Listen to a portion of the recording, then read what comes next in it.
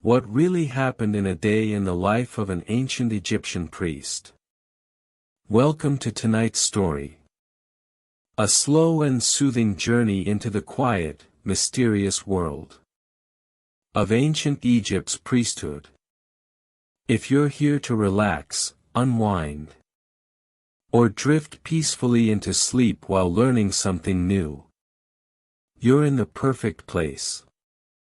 In this long, gentle tale, designed to last for hours, we'll follow a day in the life of an ancient Egyptian priest. From the moment he wakes before dawn, to the rituals hidden deep inside the sanctuary, to the endless administrative tasks that reveal ancient temples were basically very elaborate, sacred offices. All the way to the soft glow of evening lamps, and the quiet rebirth of the god at sunrise. You'll discover how he purifies himself before sacred duties, the architecture and secret pathways inside the temple, hidden storerooms filled with incense, oils, and ritual tools, the temple's economic empire, the sounds and shadows that define sacred space, and the most mysterious rites of all, the opening of the mouth, and the dawn awakening of the divine statue. This is a story woven with history, ritual, quiet humor, and a warm atmosphere crafted for listening in the dark. As your mind drifts toward rest, if you enjoy peaceful historical journeys like this one, don't forget to subscribe to the channel. It helps the temple scribe stay employed, and ensures you never miss another sleepy adventure into the ancient past. So now, settle in. Let your breathing slow, and allow the ancient world to open its doors, one quiet step at a time. Tonight, we begin with Chapter 1, Part 1. Before the sun rises, purification, calm water, and the first rituals of a sacred day. Before even the faintest hint of sunrise touches the horizon, the priest awakens. He does not use an alarm. Alarm clocks will not exist for several thousand years. And even if they did, priests would probably forbid them, for being spiritually disruptive. Instead, he wakes, because the temple has its own rhythm. A soft, ancient pulse that lives inside every priest. After years of service, his room is small and simple. No grand carvings, no luxurious furniture, just a wooden bed, a reed mat, a linen robe neatly folded, and a small clay lamp, whose ember still glows faintly. He rises slowly, letting his feet find the cool stone floor. The silence is deep, like water resting in a still basin. This is the hour when the world is pause, breath, anticipation.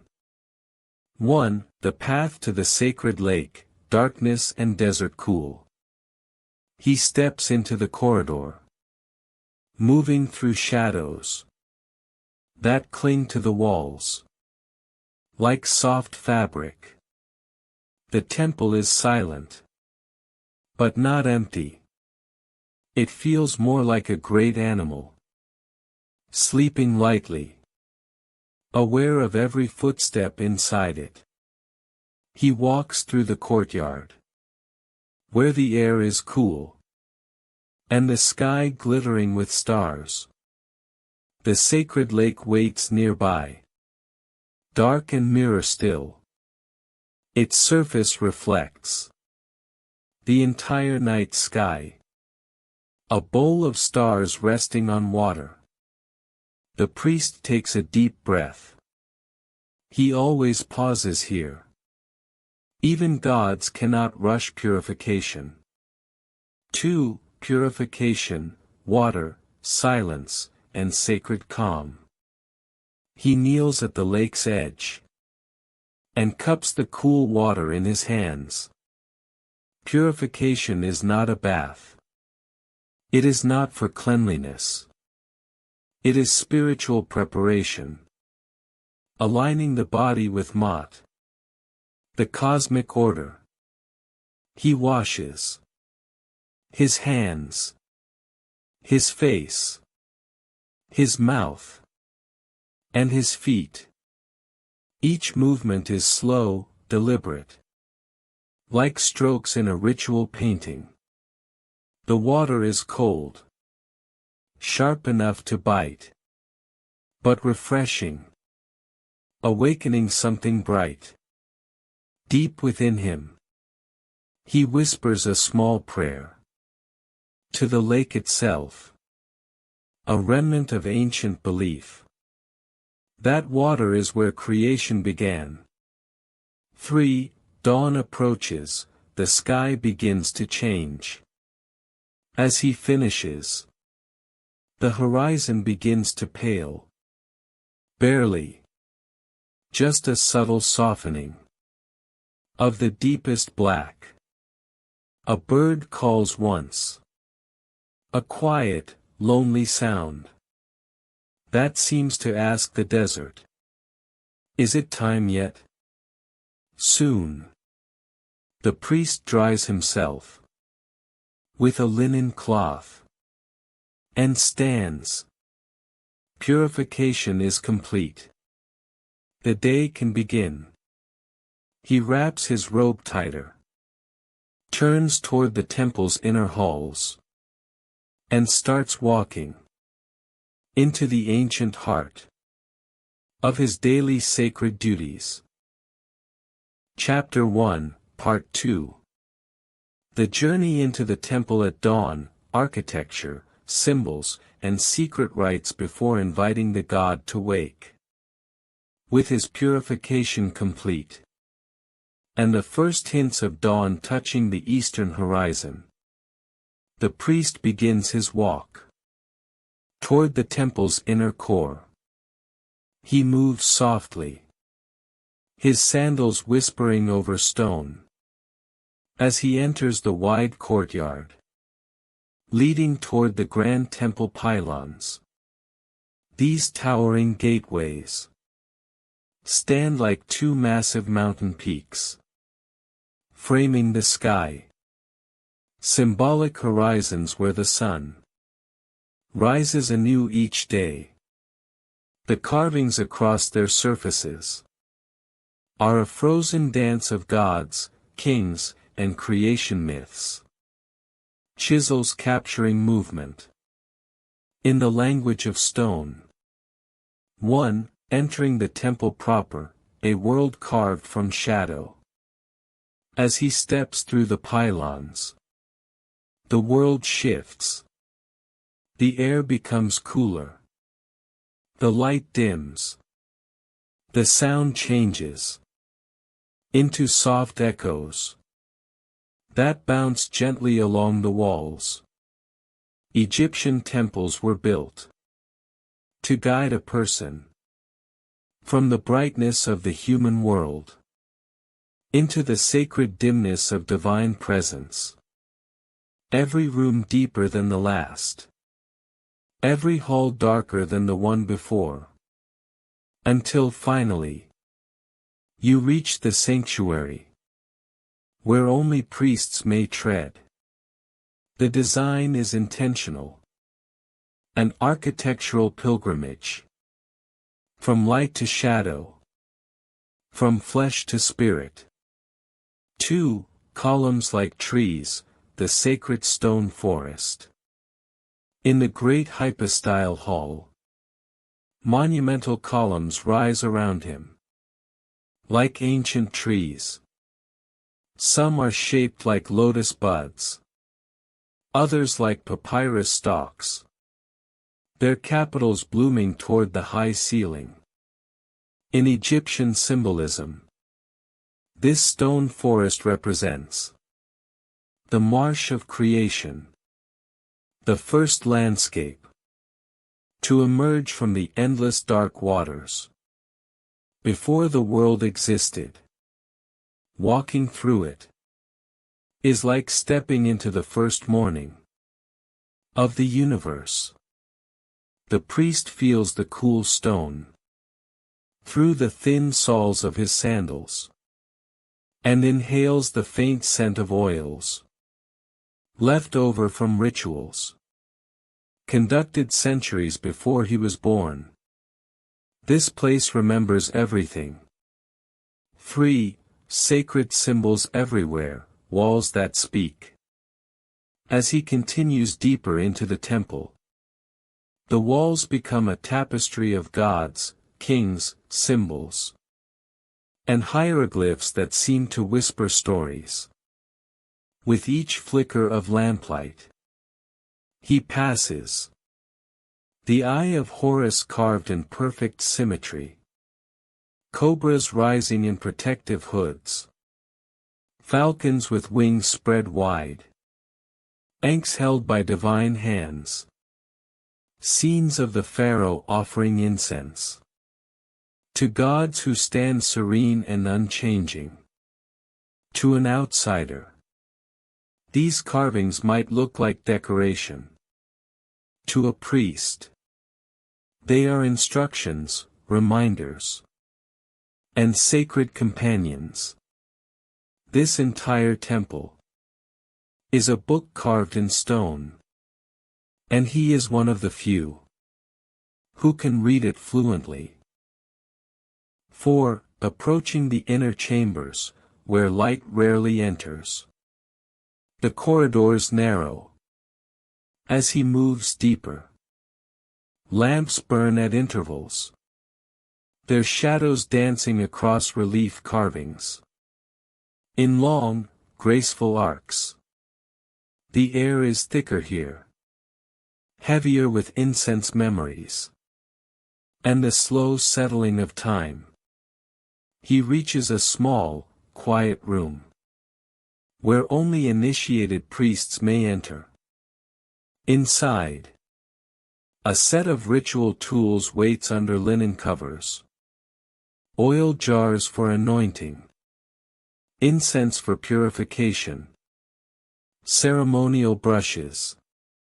And a small chest containing the implements used for the sacred act of opening the god to the new day. He touches nothing yet. First, the god must be gently awakened from symbolic rest. 5. The secret dawn rite, awakening the divine statue. The act is known only in vague whispers to those outside the priesthood.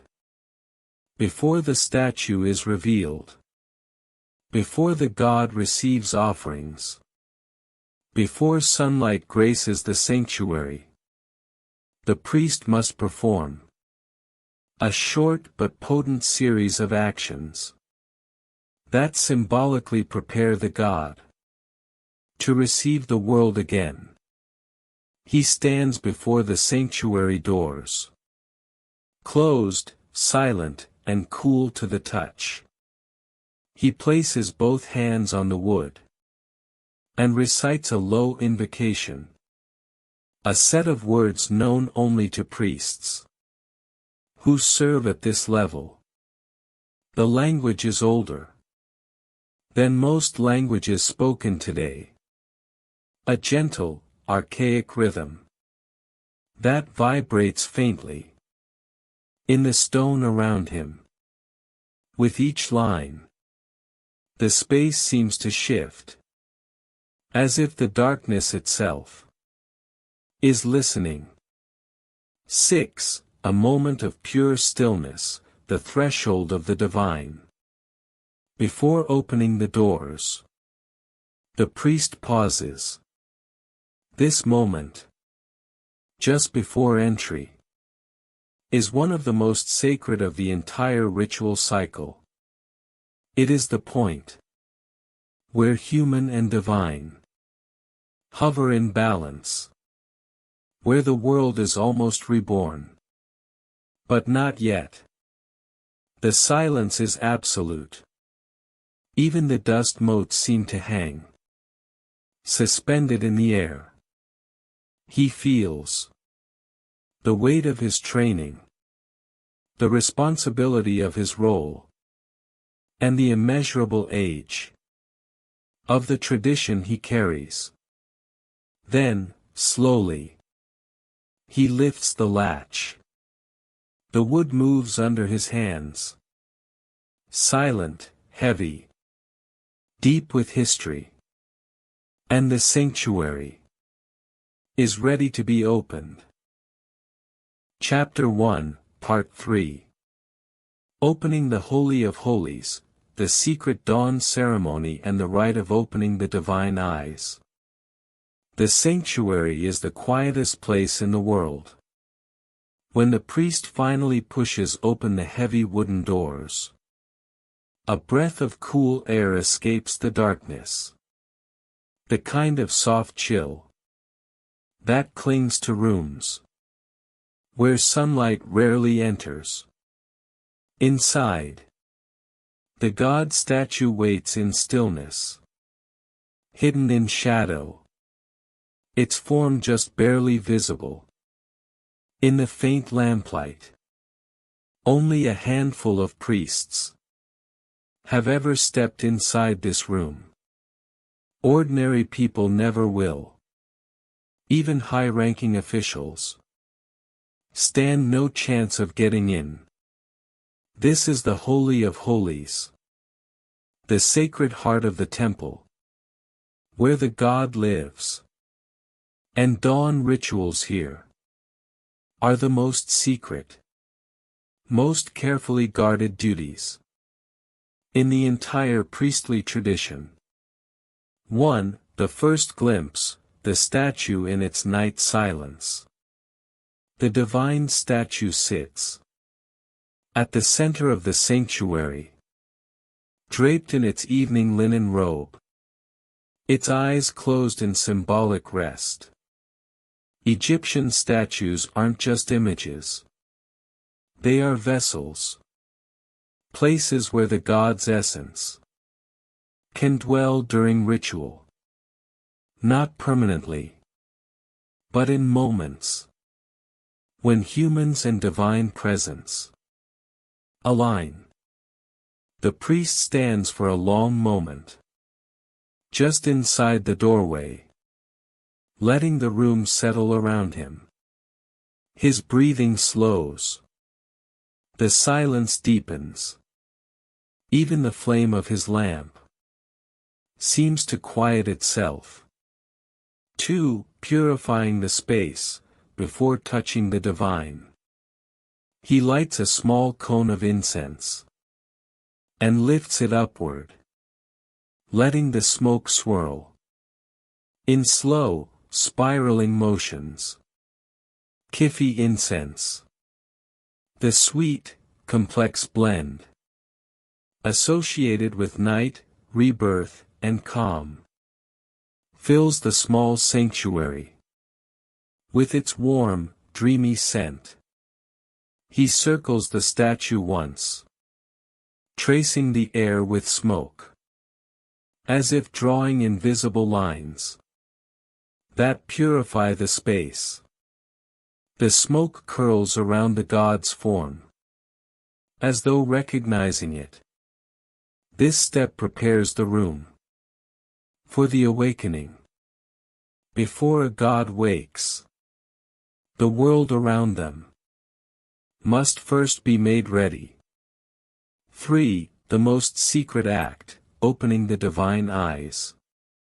Now comes the part few ever hear about. Egyptologists call it the opening of the eyes. A dawn variation. On the more formal opening the mouth ceremony. But priests themselves never used such simple names. To them, this was the moment when the god looked upon the world again. The priest takes a tiny ritual wand from a covered tray. It is carved from polished wood, shaped like a delicate reed, symbolic of breath, speech, and sight. He holds it before the statue's face. In a whisper, a voice barely audible, he recites the invocation, meant to awaken divine perception. Your eyes open to the light. Your gaze returns to the world. The day rises with you. He makes a slow gesture from the wand toward the statue's eyes. Not touching, merely guiding. The movement is small, soft, barely visible. But symbolically, it is everything. When the priest completes the gesture, the god, symbolically, has awakened. 4. Removing the night robe, allowing the light to touch the god again.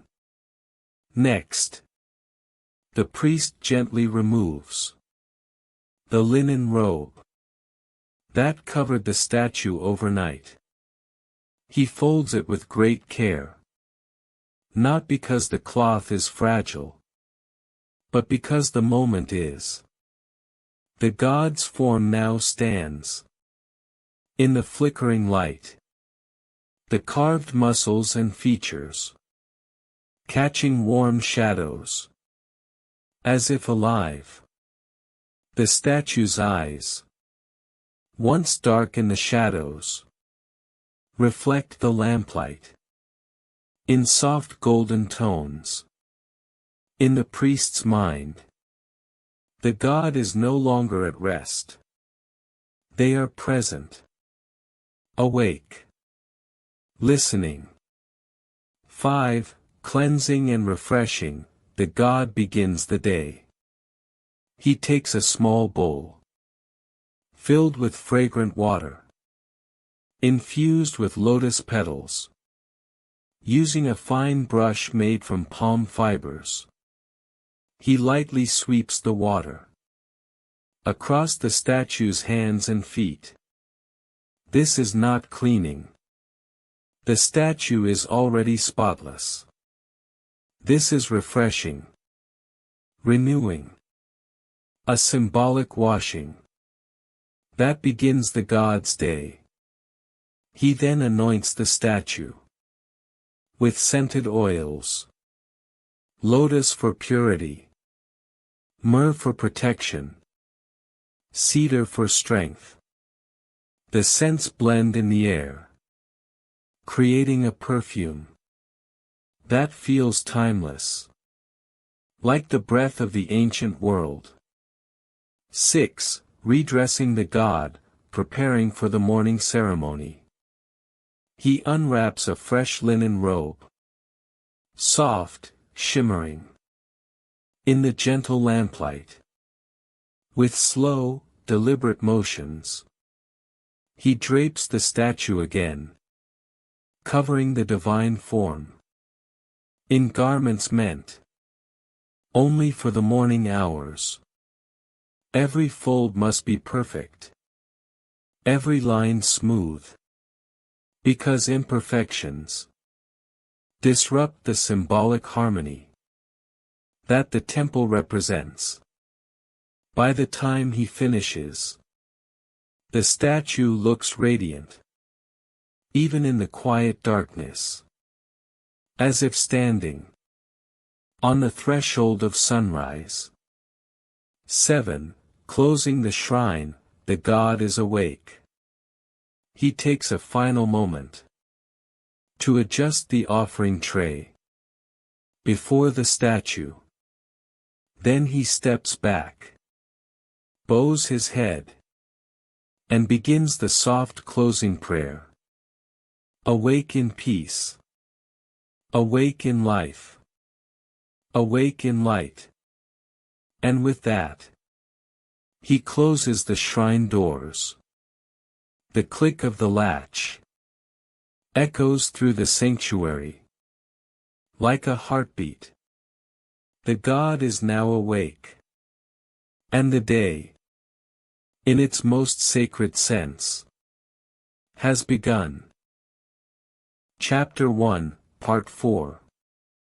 From Sacred Mysteries to Administrative Chaos, the priest's day takes a very human turn.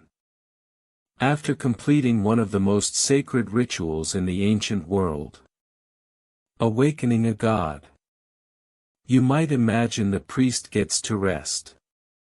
Sip some pomegranate juice, maybe. Sit under a palm tree and contemplate the divine. No. He steps out of the sanctuary and immediately re-enters the less glamorous side of temple life. Egyptian bureaucracy. Yes, even in a civilization that built pyramids and invented their own writing system, someone still had to sign forms, check storerooms, and scold people for losing important items. The priest sighs softly. Divine work is serene. Human work, not so much. 1. The temple is basically a small city, and he's one of its managers. As he exits the inner chambers, he's met by the familiar sounds of the temple waking up. The echo of footsteps from junior priests. The clatter of pottery being carried to the offering rooms. The muttering of scribes whose favorite activity is complaining. And the occasional meow from a temple cat demanding attention. The priest straightens his robe. Somewhere, someone will have a question that definitely needs his approval. Temple life is not just chanting and incense. It's paperwork, logistics, scheduling, and making sure no one steals the good incense for their sister's wedding. He walks forward with the resigned dignity of a man who knows the divine will always be perfect. But people never will be. 2. The daily inspection of offerings, where he pretends he's not a perfectionist. One of his first tasks is supervising the preparation of offerings. Rows of bread, onions, dates, meats, fresh vegetables, and jugs of beer are lined up for inspection. Not for the priests. For the gods. The food must be fresh, clean, beautifully arranged, and absolutely not dropped on the ground. It happens more than you'd think. A young attendant nervously presents a basket of figs. The priest nods approvingly, but then gestures toward a single fig that looks slightly bruised. The attendant gulps. The priest reassures him. It's fine. Just remove it. The god deserves the best, not almost the best. In other words, they're not monsters here. Just very committed to quality control. 3. A scribe arrives with a tablet full of questions no one wants to answer. Before the priest can move on, a scribe approaches carrying several wooden writing boards coated with plaster. The ancient equivalent of a message inbox stuffed with emails. The scribe clears his throat in the dramatic way scribes do when they want attention. Honored priest, he begins. We need your decision about. Here it comes. Issue number 1. A shipment of barley is late because the supplier swears a hippo blocked the road. Issue number 2. Two junior priests argued over who gets the nicer shaving razor. Issue number 3. Someone misplaced 3 jars of frankincense. And everyone blames the cats. The priest closes his eyes for a moment. He had just stood in the presence of the divine. Felt the universe align. An awakened cosmic order.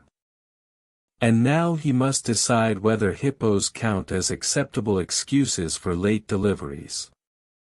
He handles each issue with patience bordering on saintly. 4. The temple staff meeting, the least sacred ritual of the day. Next, he attends the morning meeting with senior staff. This might be the only part of temple life that is almost identical to modern staff meetings. Someone talks too long. Someone complains the schedule is unfair. Someone insists they warned everyone about a problem no one remembers. Someone brings up a topic completely unrelated, should we repaint the courtyard? And someone tries to leave early. The priest listens, nods, and manages the discussion with the calm of a man who knows anger solves nothing. And also that shouting inside a sacred building is considered extremely bad form. When a debate breaks out over who's responsible for cleaning the sacred lake, the priest gently interjects. Let's remember we serve the temple, not our egos. Everyone nods. No one changes. But at least the meeting ends. 5. Supervising the storerooms, the realm of controlled chaos. After the meeting, the priest checks the storerooms. Temple storerooms are legendary for 2 things. Containing half the wealth of the region. And being impossible to keep organized. Shelves are stacked with jars of oil, bolts of linen, incense, ritual objects, offerings waiting for festivals, and miscellaneous items left by priests who never returned for them. It's like a giant, ancient Egyptian version of a supply closet mixed with a mini market. And it's his job to make sure everything is accounted for. A worker nervously reports. We found a jar of oil with no label, sir. The priest replies. If it smells good, it's probably for the god. If it smells terrible, it's probably for cleaning. This, strangely, solves the problem. 6. A brief moment of humor, because even ancient temples had awkward situations. While checking a side room, he discovers a junior priest sleeping in a corner. Still holding a broom. The boy wakes up in horror. The priest just shakes his head gently. If you're going to sleep, at least put down the broom. The god might think you're sweeping the afterlife. The boy apologizes repeatedly. The priest waves him off. This is not the worst thing the priest has seen before breakfast. 7. The priest's thoughts trail back to the morning ritual. As he walks back toward the main courtyard, he feels the weight of the morning settling in. Earlier, he stood inches away from the divine statue. Performed a ritual older than time. And felt that strange warmth in the sanctuary. And now he's mediating broom-related scandals. But he doesn't mind. This is the balance of life. The cosmic and the mundane. The sacred and the laughable. The mystery and the paperwork. This, he realizes, is the real heartbeat of the temple. And he's part of it. Chapter 1, Part 5. The priest's day unfolds, a rhythm of rituals, responsibilities, and quiet moments between sacred duties. After a morning that began with divine awakening and slid gracefully into administrative chaos, the priest finally finds a moment to breathe. He steps outside into the temple courtyard, where the sun has fully risen and paints the limestone walls a warm honey color. The shadows shrink, the air warms, and the temple slowly shifts from mystical to practical. A place full of people, noises, errands, and the gentle confusion that defines any large institution. 1. Small rituals continue, the endless thread of daily duties. Though the major morning ritual is done, the priest still has several smaller rites to perform. There are lamps to relight, incense to replenish, amulets to bless, and offerings to present inside chapels dedicated to lesser-known deities. The divine B-team, if you will. Each ritual is tiny compared to opening the eyes of Ammonius. But each is essential. To Egyptians, even the smallest sacred act contributes to the great cosmic balance. The motte that keeps the world from collapsing into chaos, which Egyptians feared almost as much as running out of bread. The priest moves from chamber to chamber, his footsteps quiet, his actions practiced and smooth. He could do these rituals in his sleep. But of course, he would never say that aloud. Very unprofessional. 2. A moment at the sacred lake, where even a priest can exhale. When all the small tasks are done, the priest walks to the temple's sacred lake, an artificial body of water used for purification. The lake is calm, its surface so still it looks like polished obsidian. He stands by the edge, watching sunlight dance on ripples. For a moment, he lets himself simply be a man standing beside water. Not a high priest. Not a keeper of cosmic order. Just a person feeling the breeze and the warmth of the sun. The sacred lake often has this effect. Even junior priests stop here to catch their breath, though they pretend it's part of their routine spiritual duties. The priest closes his eyes. The sound of water lapping softly against the stone embankment is almost hypnotic. For a moment, he forgets the meetings, the storerooms, the missing frankincense, the arguments about shaving razors, and the eternal anxiety of leaving a single scribe unsupervised. Peace settles on him like a feather. Fitting, since the feather of motte symbolizes balance and truth. 3. Interacting with visitors, the gentle art of being vague but wise. Occasionally, common people visit the temple seeking blessings or answers. Today, an elderly woman approaches him near the courtyard. She carries a small basket with flowers and bread. Honored priest, she asks softly, "Will my son return safely from the river expedition?"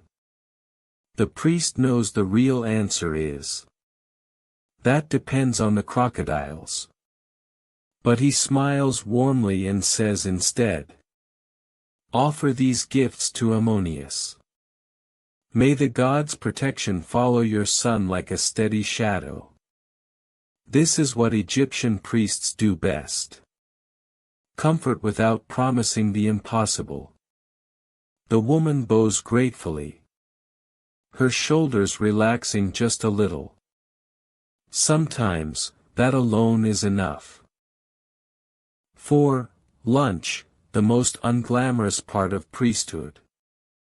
By midday, the sun is blazing. And even stone walls seem to sweat. The priest sits down for a modest meal. Bread, onions, beans, maybe a bit of fish if offerings were generous that morning. Contrary to popular belief, priests did not feast like kings. Much of the best food was symbolically taken by the gods, then redistributed to temple workers. So while divine beings enjoyed beautifully arranged meals, the humans often ate the leftovers. The priest doesn't mind. He's used to it. And he secretly loves the onion bread.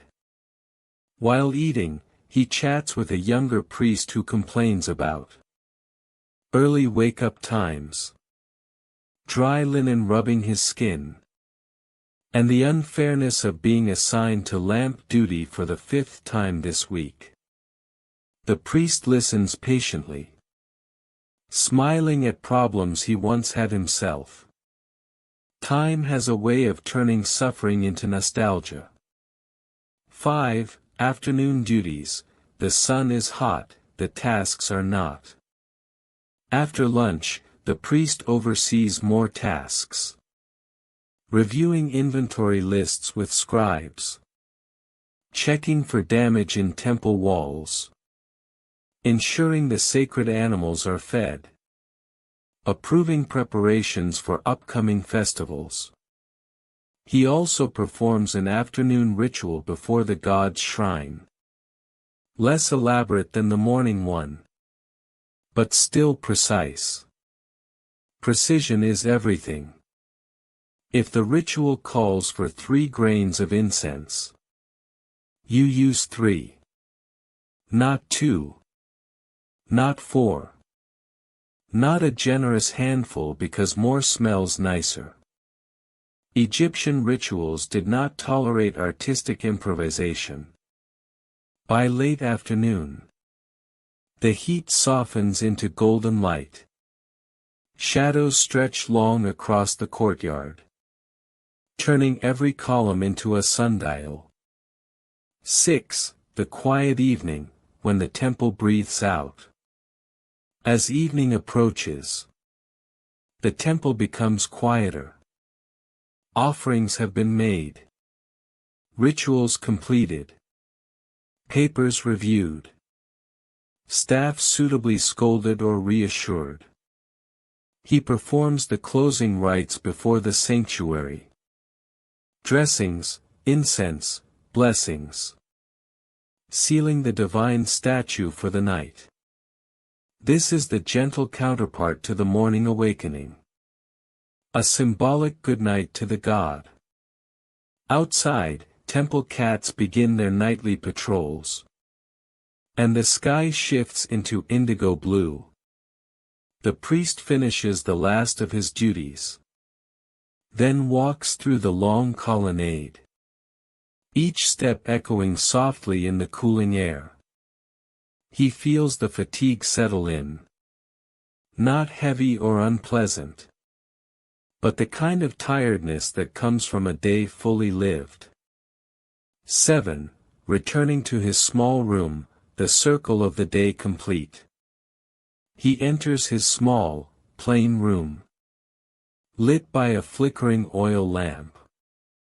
The bed looks more inviting than ever. He sits for a moment, removing sandals, stretching sore muscles, and letting the silence settle around him. He thinks back to the morning, the darkness, the ritual, the warmth that spread through the sanctuary. Then the meetings, the missing frankincense, the hippo-related barley delay. He smiles. This is his life. Part divine, part human. Balanced. Just like Mott. As he lies down, his mind softens. The world fades. He drifts to sleep.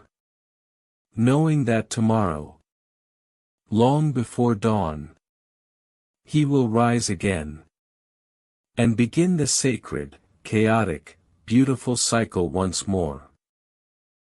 Chapter 2, Part 1. Inside the temple walls, a silent world of stone, shadows, and the people who kept the gods alive. Morning light slowly creeps into the temple complex. Not rushing. Not flooding. Just gently brushing over the limestone walls. Like a polite guest who doesn't want to wake anyone too soon. The priest walks along the quiet pathways between towering pylons. And for a few peaceful moments, he lets himself feel small. Not in a sad way, but in the way you feel when standing under something ancient and magnificent that has outlived entire civilizations. To him, the temple isn't just a building. It is a world. A city within a city. A machine of stone and ritual. A place where hundreds of people work behind the scenes, so that one divine statue can live as comfortably as a god should. And today, he walks deeper into this world. 1. The temple as a universe of its own. To modern eyes, a temple might look like a collection of courtyards and halls. To the Egyptians, it was a model of the cosmos. A microversion of the universe itself. Every structure, every corridor, every carving was deliberate. Nothing was random. The outer walls represented the cliffs that enclosed the Nile Valley. The pylons symbolized the horizon, the place where the sun rises between two mountains.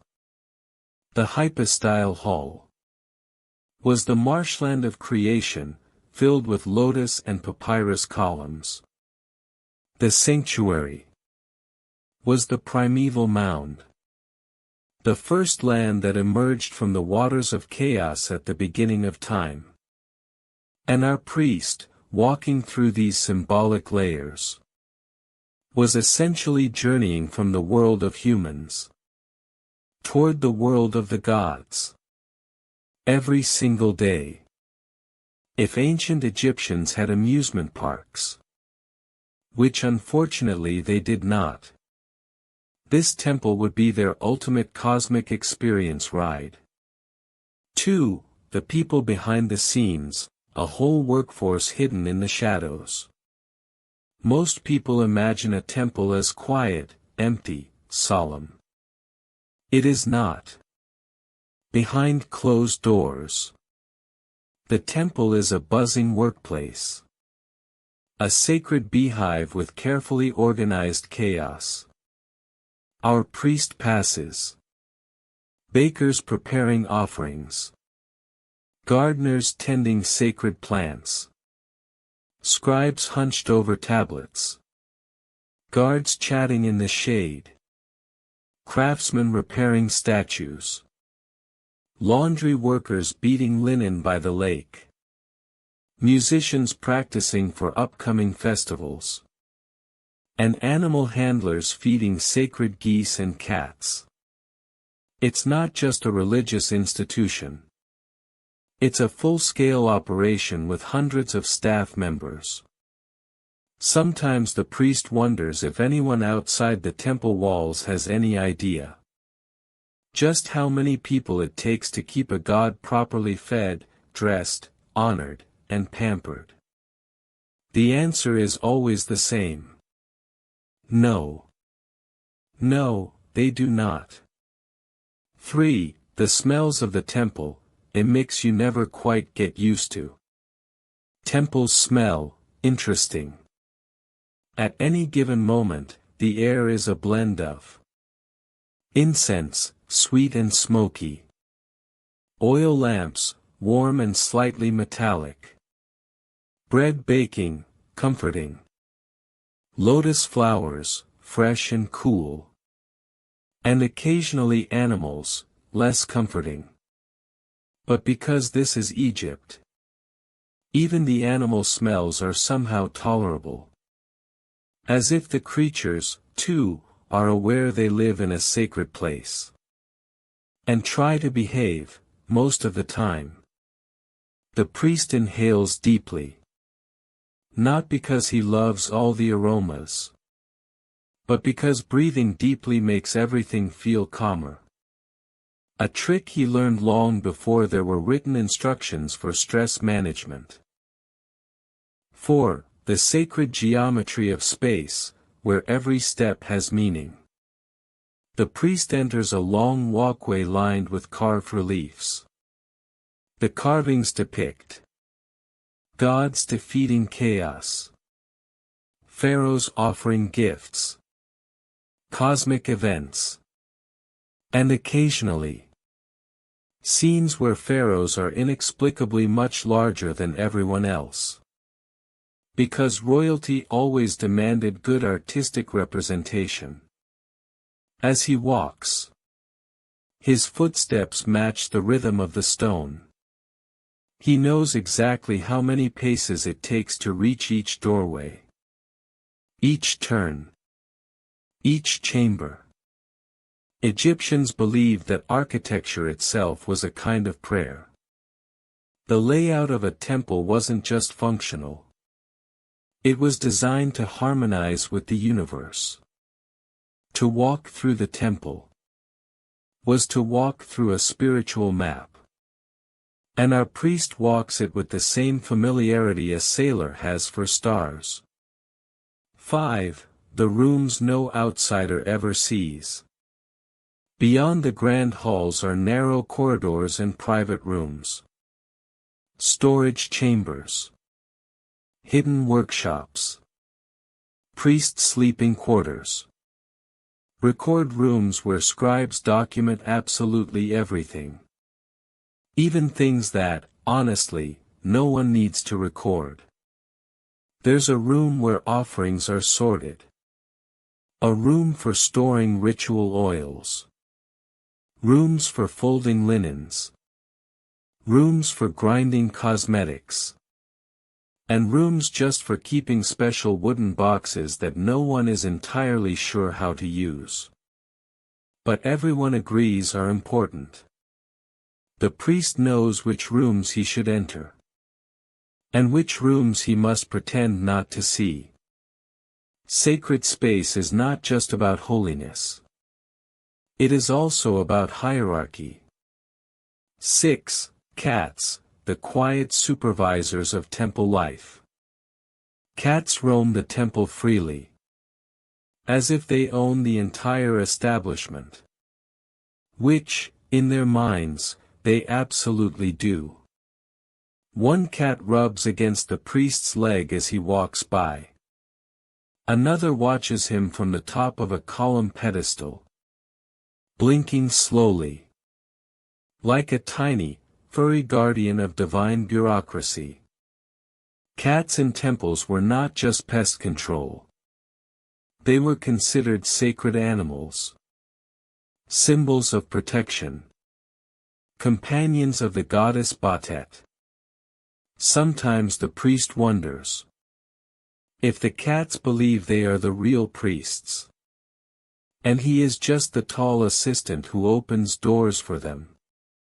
He does not test this theory. 7. The temple's quiet power, the atmosphere that shapes everyone inside. As the priest steps into a shaded courtyard, a breeze drifts through. Cool, unusual. As if it came from someplace deeper than the physical world. He feels it every day. A presence. Not a voice. Not a sound. But a steadiness in the air. A subtle weight. That reminds him the temple isn't just stone. It is a threshold. Between the human and the divine. Workers feel it. Visitors sense it. Even the cat seemed to know. And so the priest walks on. Deep into the heart of the temple complex. Carrying the calm, sacred stillness with him. Ready to explore the next layer of this ancient world.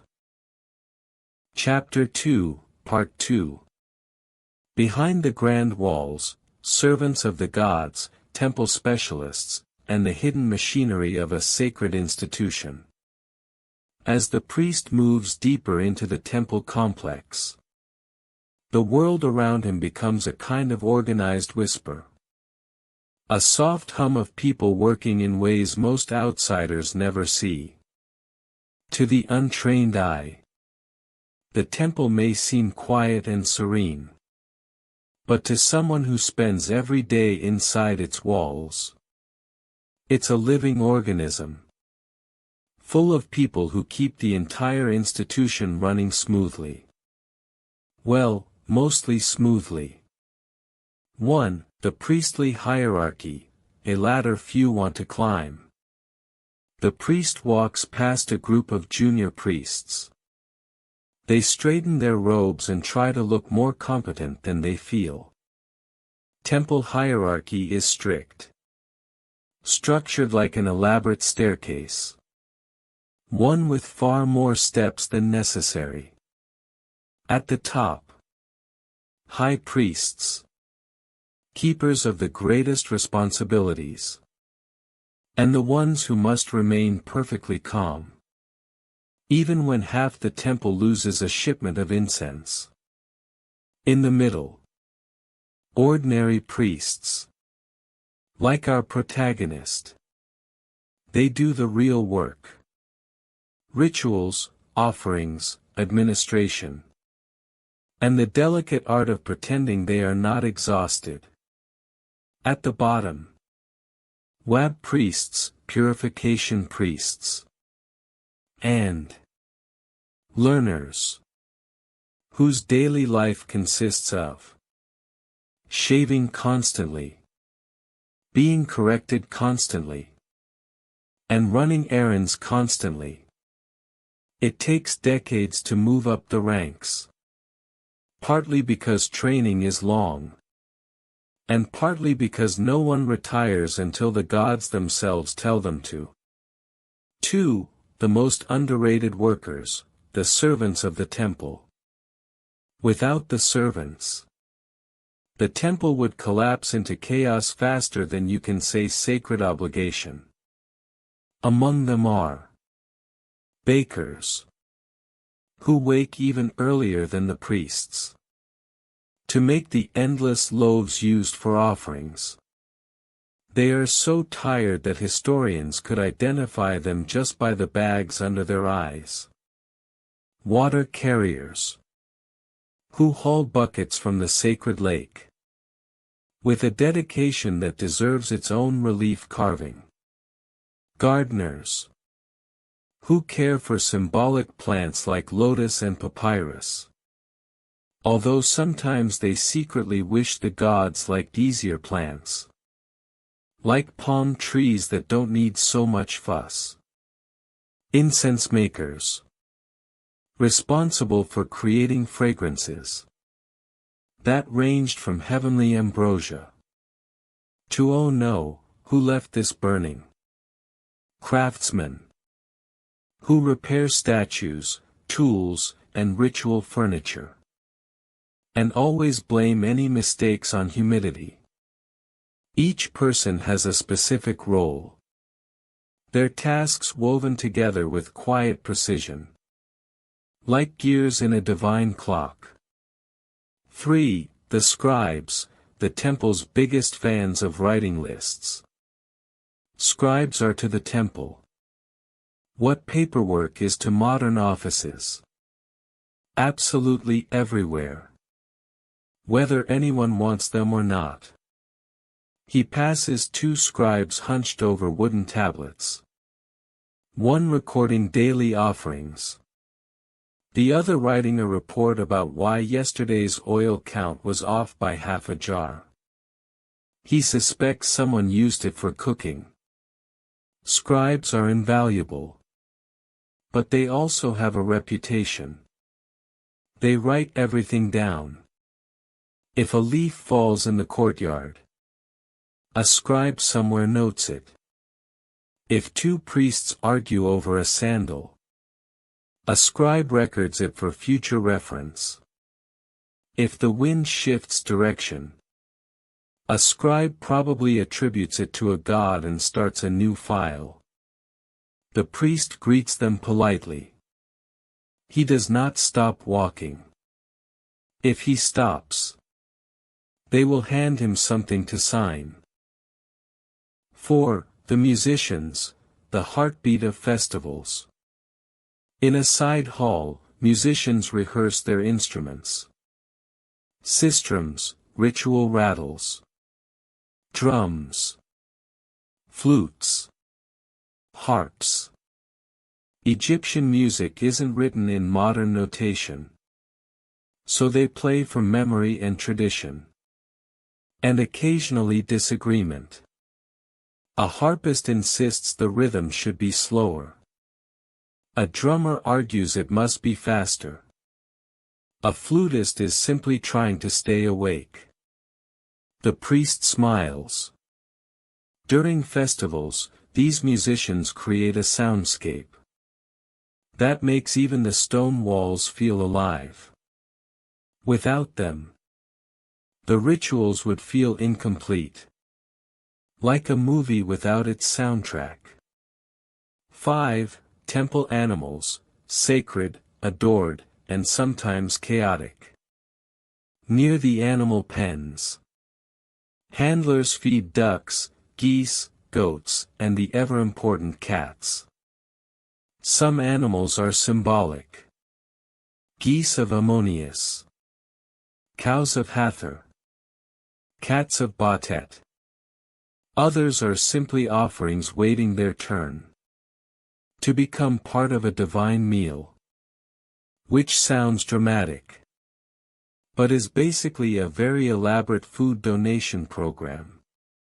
The priest sees a goat nibbling on a reed basket and thinks, that basket was expensive. But he says nothing. Goats do not listen to lectures. A cat trots past him with the regal air of someone who believes temples were built entirely for feline comfort. He does not argue with the cat. No one wins that argument. 6. The quiet rooms, where tools, oils, and secrets sleep. He reaches a quiet cluster of small rooms, usually locked or guarded. These rooms store sacred oils, some worth more than gold. Ritual cosmetics. Linens reserved for the gods. Ceremonial tools wrapped in leather. Boxes whose contents only a few priests know. Inside one room, the faint smell of myrrh lingers. In another, jars of unguents rest in perfect rows. Like soldiers waiting for ceremony. These rooms hold treasures not meant for show. Objects that rarely leave their shelves, but are essential to the rituals that keep the universe balanced. Even the air feels different here. Still, heavy, ancient. The priest pauses for a breath, letting the quiet settle in his bones. 7. A glimpse of the temple's economic engine. As he moves deeper, the corridors widen again into bustling storage yards, full of workers carrying baskets, jars, and crates. Temple granaries rise like miniature fortresses, filled with barley, wheat, and grains, collected as taxes, offerings, or agricultural share.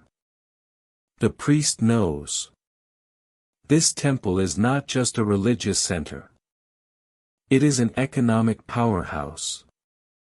Food flows in Food flows out. Workers, farmers, officials, all rely on the temple. It is a machine that must run perfectly to feed the gods and everyone else. And like all machines, someone must maintain it. He straightens his robe, breathes deeply, and steps forward. There is still much to see. Chapter 2, Part 3. Inside the temple's hidden treasuries, oils, incense, textiles, and other secrets behind locked doors. The priest enters one of the most restricted areas of the entire temple. The inner storerooms. These chambers are quiet. Not the ordinary quiet of early morning, but the dense, almost sacred kind that feels like it has settled here for hundreds of years and refuses to leave. If the temple were a human body, these rooms would be its hidden veins, carrying the precious materials that keep the rituals alive. 1. Shelves of secrets, where everything has a purpose. The walls are lined with wooden shelves, stacked from floor to ceiling in neat rows. That would make even the most obsessive modern organizer beam with pride. The items stored here include jars of scented oils, made from lotus, myrrh, cedar, cinnamon, and occasionally a blend, whose recipe is so secret even the scribes don't know it. Bundles of incense, from frankincense to kifi, the famous Egyptian blend that required more ingredients than a modern gourmet recipe, and took days to prepare. Rolls of fine linen, so smooth it makes ordinary linen feel like sandpaper. Ritual cosmetics, including malachite, green eye paint, and kohl, black eyeliner, because even statues of gods had to look flawless at all times. Precious objects wrapped in cloth that no one touches except during major festivals, and even then, very carefully. The air smells like a mixture of fragrance and dust. An oddly comforting blend that says, yes, this room is ancient and important. Please don't sneeze near anything. 2. Oils for the gods, ancient Egypt's luxury skin care routine. The priest uncorks a jar of lotus oil, and the scent drifts through the air. Soft, sweet, a little watery. Like a memory floating on a river. Oils like these were used to anoint the divine statues. Different scents meant different symbolic meanings. Lotus for purity. Myrrh for rebirth. Cedar for protection. Cinnamon for warmth and vitality. If modern influencers reviewed ancient Egyptian oils, they would run out of adjectives by the second jar. The priest checks each jar's label, written carefully by scribes who take great pride in writing lotus oil, as if it were a royal decree. He ensures no jars are leaking. A single drop wasted is considered a minor tragedy, especially by the accountant priests. 3. The smoky world of incense, a fragrance economy. Incense is more than a pleasant smell. It's a bridge between worlds. Egyptians believed the rising smoke carried prayers to the gods and purified the sacred spaces. A table nearby holds small mounds of incense bricks, some dark and resinous, some pale and crumbly, others wrapped in linen for extra protection. Incense was expensive. So expensive that Egypt imported tons of it from faraway lands, just to keep the temples properly supplied. The priest picks up a small block of kifi incense.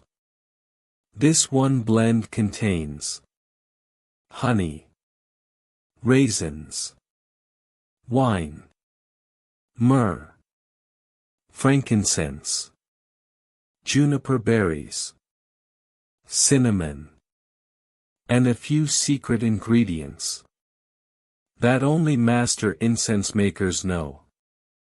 Kifi is burned only on special nights. Tonight is not one of those nights. But the scent lingers in the storeroom, the way perfume lingers in a theater after an opera. 4. The linen treasury, softness fit for the divine. Next, the priest inspects the rolled linens. Temple linen is not like ordinary household linen. It is stronger, smoother, and woven in such a fine texture that you could fold an entire robe into a bundle small enough to fit in your hand. The linens are used to dress the divine statues. Different outfits for different ceremonies. Yes. The gods have seasonal wardrobes. Some robes are embroidered with gold thread. Some have patterns depicting lotus flowers or cosmic symbols. Some are plain white, because simplicity is sacred too. The priest runs a hand gently over one linen roll. It is cool to the touch. A reminder that even in a blazing desert climate, temple linen always feels like it just came out of a mountain spring. 5. Ritual tools wrapped like sleeping serpents. In a locked cabinet, wrapped in layers of linen, are the tools used for the most sacred rituals. Miniature axes used for symbolic opening of the mouth ceremonies. Delicate brushes used to cleanse statues. Golden spoons for pouring sacred oils. Polished stone palettes for grinding cosmetics. No one touches these tools casually. They are treated with the same respect as one might treat a sleeping cobra. Very carefully, very gently, and with the knowledge that carelessness is never forgiven. The priest checks that each tool is polished, properly wrapped, and stored in the correct position. Scribes will absolutely complain if even one item is off by a single inch. 6. The treasury of offerings, where food becomes a gift for the divine. Another room stores offerings waiting to be used. Baskets of dates and figs. Loaves of freshly baked bread. Jars of beer. Cuts of meat wrapped in cool cloth. Vegetables arranged in neat bundles. This room has the faint smell of fresh food. Somewhere between a market stall and a festive kitchen. The priest ensures everything is fresh enough to be acceptable for the gods. He removes a wilted lotus flower from one basket. Nothing dramatic. Just maintaining cosmic quality control. 7. The priest pauses, feeling the pulse of the temple. Standing amidst shelves of sacred supplies, the priest inhales slowly, letting the silence settle. This is the heart of the temple's invisible machinery. The place where unseen hands prepare everything needed for rituals. Large and small. No crowds. No chanting. No sound except the faint hiss of an oil lamp. He places a jar back on the shelf. And feels a quiet pride. These supplies feed the god's presence. They sustain the rituals. They keep the balance of the universe. One oil jar, one incense block, one linen roll at a time. And in the stillness of the storeroom, the priest feels the simple truth. Even the smallest tasks have meaning, when they exist for something greater. Chapter 2, Part 4. The temple as an economic empire, warehouses, workshops, workers, and the constant flow of goods. As the priest steps out from the storerooms, the peaceful silence gives way to a very different sound. The bustling heartbeat of the temple's economic engine. To outsiders, the temple is a place of worship. To the people who work inside it, the temple is also a vast institution with a financial system that rivals a small kingdom. Grains, oils, linens, livestock, incense. They all flow through the temple like blood through veins. And our priest, though he does not hold a scribe's pen, or command a battalion of workers, must still understand how this vast machine stays alive. 1. The granaries, towers of grain, towers of power. He approaches the granaries. Massive mud brick structures built like miniature fortresses. The air is warm and smells faintly of wheat. Workers shuffle in and out, carrying baskets of barley and wheat. With the tired determination of people who have been doing this every day since the dawn of agriculture. These granaries hold taxes collected from farmers, offerings donated by citizens, shares received from temple-owned fields, and emergency reserves in case the Nile floods too little or too much. A scribe stands near the entrance, checking off each basket on his tablet, with the solemnity of someone who believes. Miscounting a bushel of wheat might cause the collapse of civilization. The priest nods to him. The scribe nods back. Then immediately goes back to worrying about numbers. That may or may not matter as much as he thinks. 2. Workshops, where craftsmen shape offerings and ritual tools. Next, the priest enters the workshop courtyard. This area is noisy, busy, and filled with the rhythmic clinking and scraping of skilled hands shaping raw materials. In one corner, carpenters carve wooden furniture for rituals, and occasionally make repairs. When someone breaks a sacred stool, by pretending it's sturdier than it actually is. In another, metalworkers hammer bronze tools, jewelry, and small fittings, with sparks dancing like tiny stars. Nearby, stonemasons polish statues, grind pigments, and repair damaged reliefs. They speak in a low rumble. Half complaints about stone dust, half poetry about the stone itself. And in the shade, basket weavers and rope makers work quietly, creating essential temple supplies that no one praises publicly, but everyone would panic without.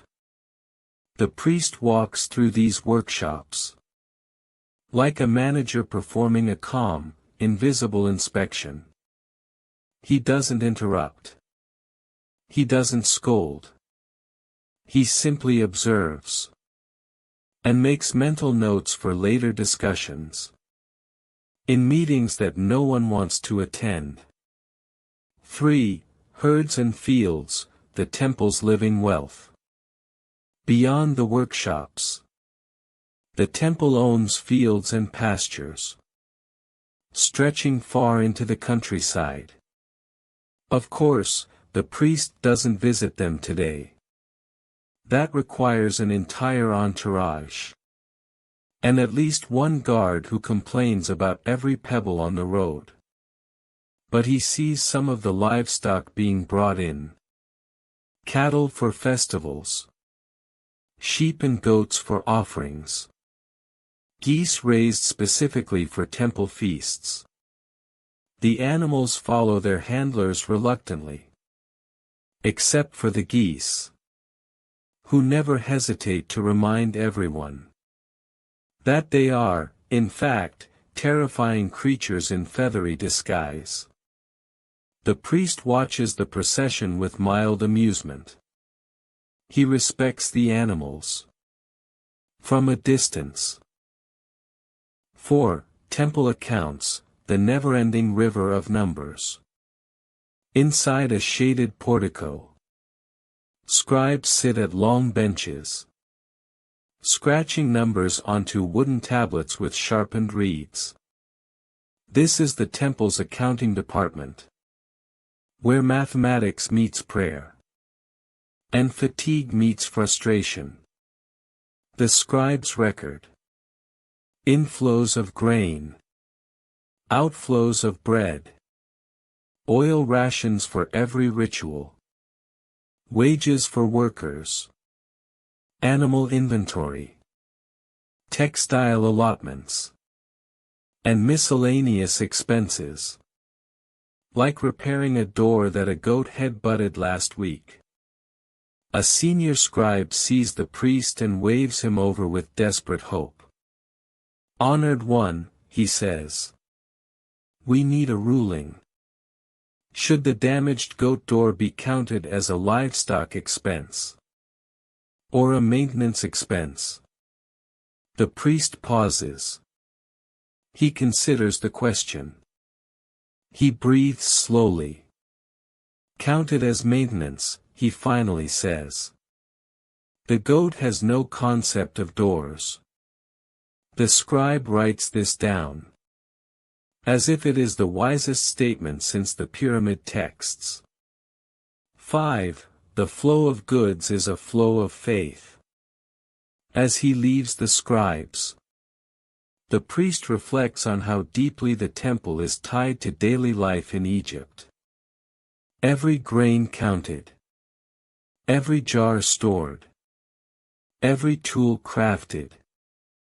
Every basket woven. Ultimately supports the rhythm of worship. People think temples are about prayer and incense. And they are. But only because hundreds of workers ensure. There is grain to bake bread for offerings. Oil to light lamps before the gods. Linen to dress statues. Incense to cleanse and sanctify.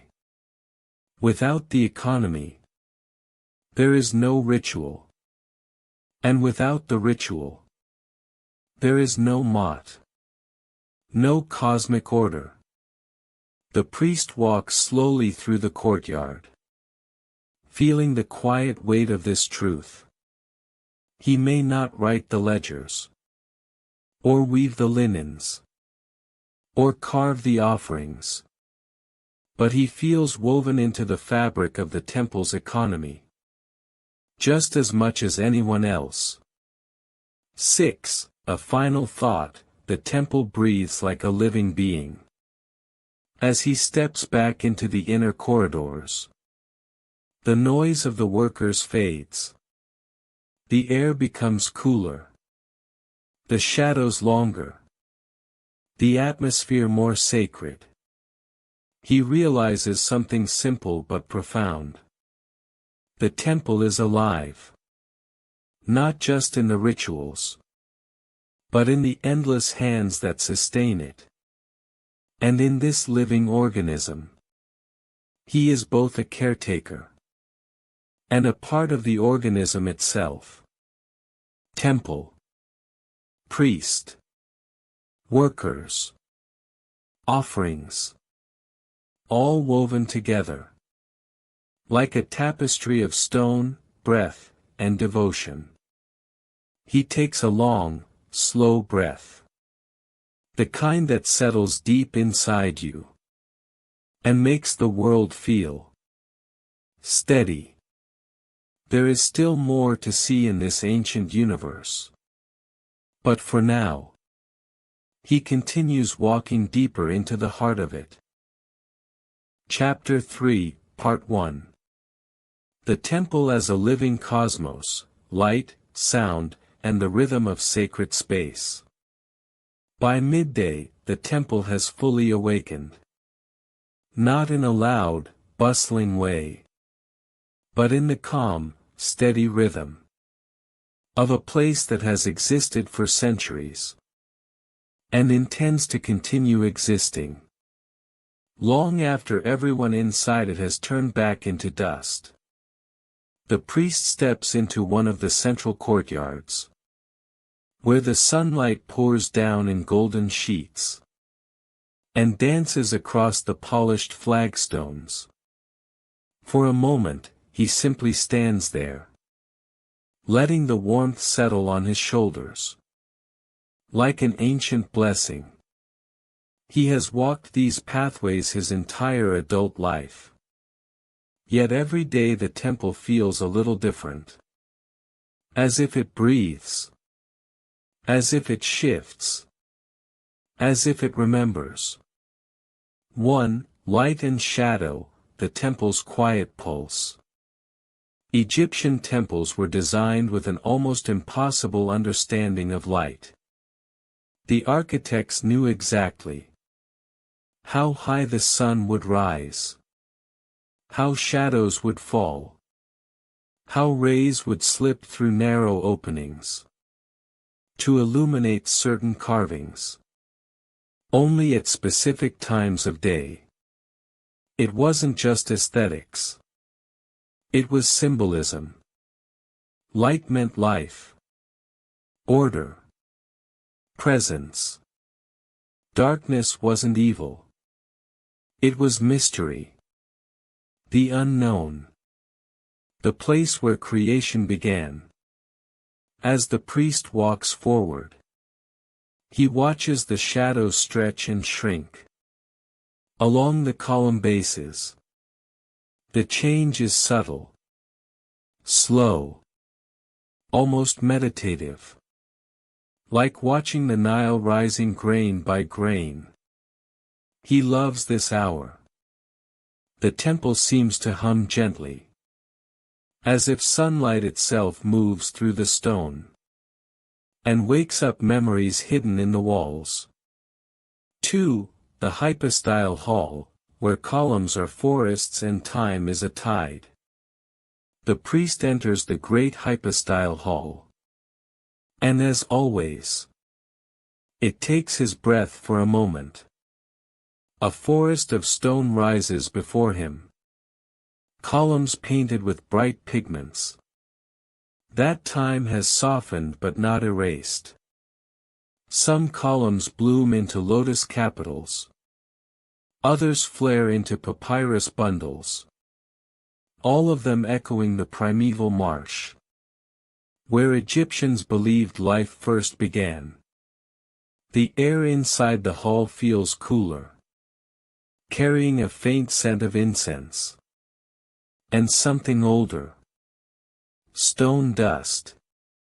Ancient oils. The quiet residue of thousands of rituals. When he walks, his footsteps create small echoes that dart upward and disappear into the unreachable void between column tops and the high ceiling. He calls this place the temple's lungs. Not aloud. That would sound dramatic.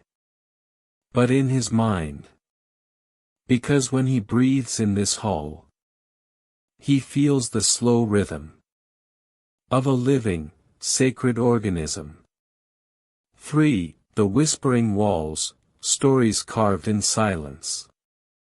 Everywhere he looks, the walls are covered in scenes. Pharaohs making offerings, gods blessing the land, cosmic battles, rituals frozen mid-motion, and carefully carved hieroglyphs, describing histories, prayers, and instructions that no modern user manual could ever match. He knows some people see walls like these and think, decoration. He knows better. These walls are libraries. Not silent, but whispering. If one knows how to listen. Sometimes, when he passes a particular relief, he runs a finger lightly over its carved surface. Not enough to damage it. Just enough to feel the grooves. He can almost hear the chisel of the ancient artisan, echoing faintly, as if the stone still remembers the moment it was born. 4. Acoustics designed for the divine. Temples weren't built only for sight. They were built for sound. When the priest chants a prayer in the hypostyle hall, his voice rises and folds back on itself, creating a soft, resonant echo that makes even a single human voice feel larger, deeper, timeless. It's a sound that can make goosebumps rise, even on someone who has spent half a lifetime inside these walls. He recalls his first days as a novice. Young, nervous, his voice cracking as he tried to chant. The hall had turned his trembling voice into something unexpectedly beautiful. It was the temple's kindness. Or, as older priests told him, the gods encouraging you not to embarrass yourself further. Either way, it worked. Now his voice moves through the hall with quiet confidence. Steady, calm. As if the stone listens and approves. 5. Water, wind, and the sacred architecture of sound. Occasionally, a breeze slips through hidden openings and makes the tall reeds on painted columns seem to sway. Not literally, but in the imagination. The sound of the breeze rides through the hall like a whisper, mingling with distant echoes of water, lapping at the sacred lake. Water and wind, stone and shadow, light and incense. Together they create a sensory world that modern visitors can hardly imagine. A world where architecture is a kind of meditation. The priest stands still, closing his eyes for a moment. He breathes in slowly, letting the ancient silence wrap around him like a linen shroud. Not one meant for death, but for clarity. In this hall, in this hour, the temple feels like a calm sea.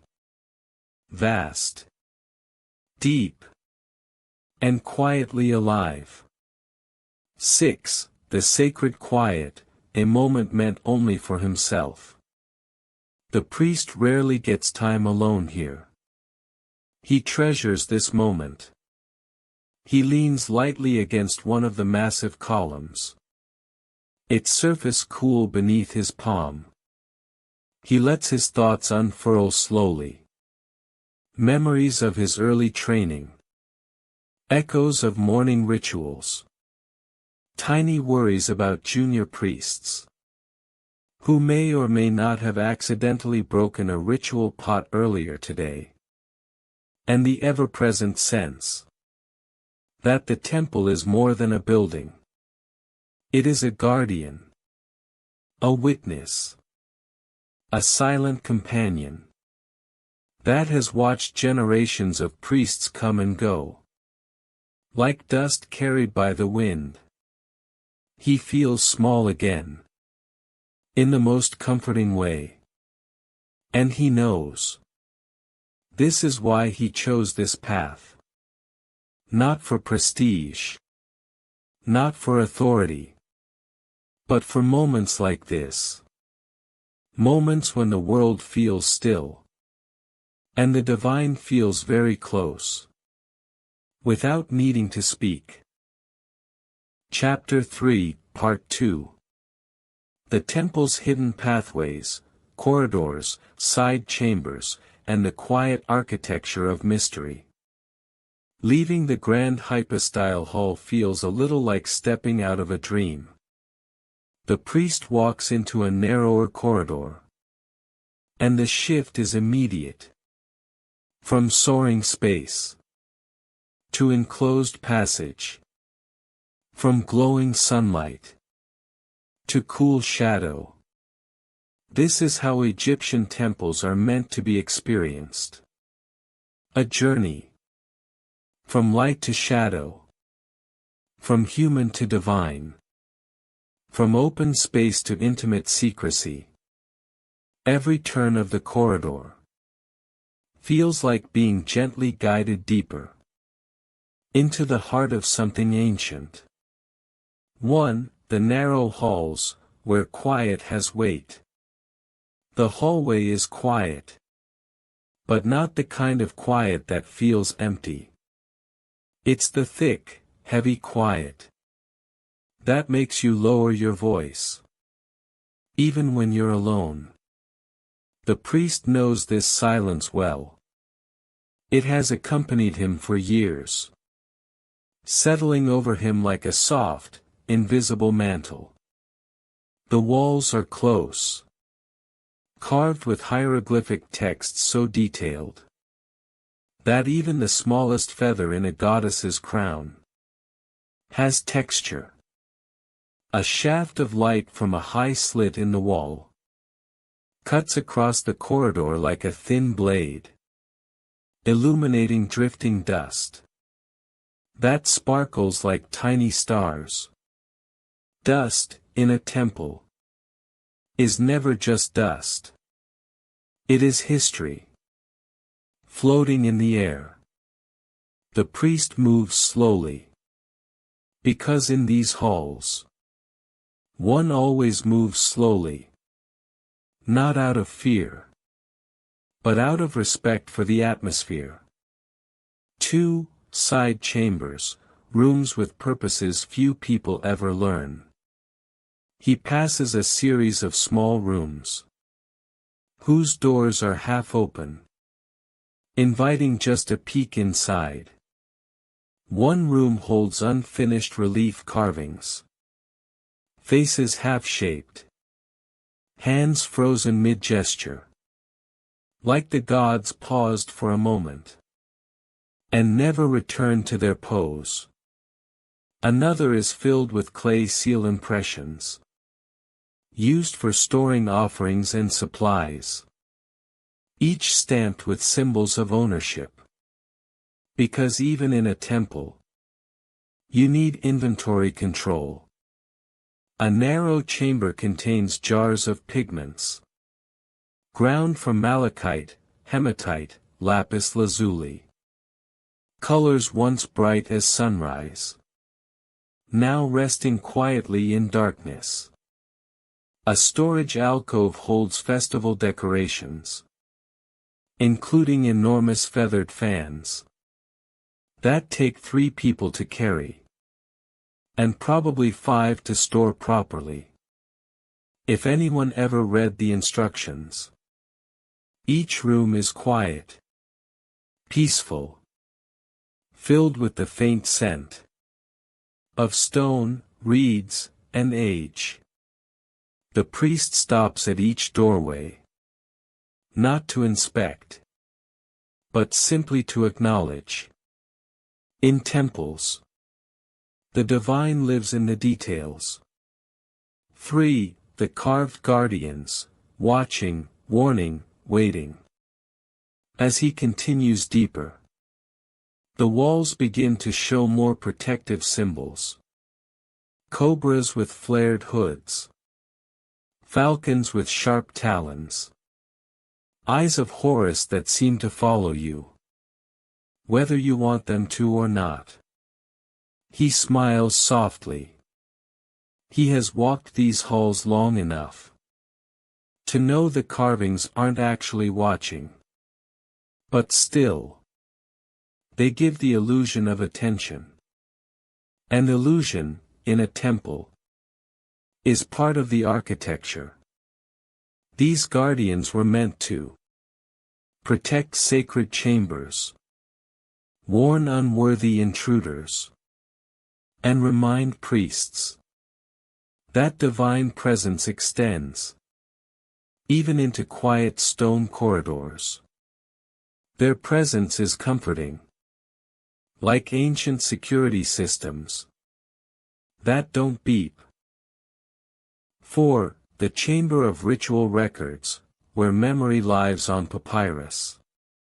The priest stops before a heavy wooden door, marked with the symbol of Seshet, goddess of writing and record-keeping. Inside is one of the temple's most important rooms, the chamber of ritual records. Shelves line the walls, from floor to ceiling, stacked with papyrus scrolls, carefully rolled, and tied with linen cords. These scrolls contain ritual instructions, festival schedules, hymns, lists of sacred supplies, and records of every offering ever made in the temple. If the universe were to suddenly forget how to be orderly, these scrolls could probably remind it. Scribes sit on low stools, their reed pens scratching softly across fresh papyrus, in a soothing rhythm, the sacred equivalent of typing in a quiet office. The priest does not disturb them, mostly because they hate interruptions, but also because this room is the temple's memory, and memories deserve silence.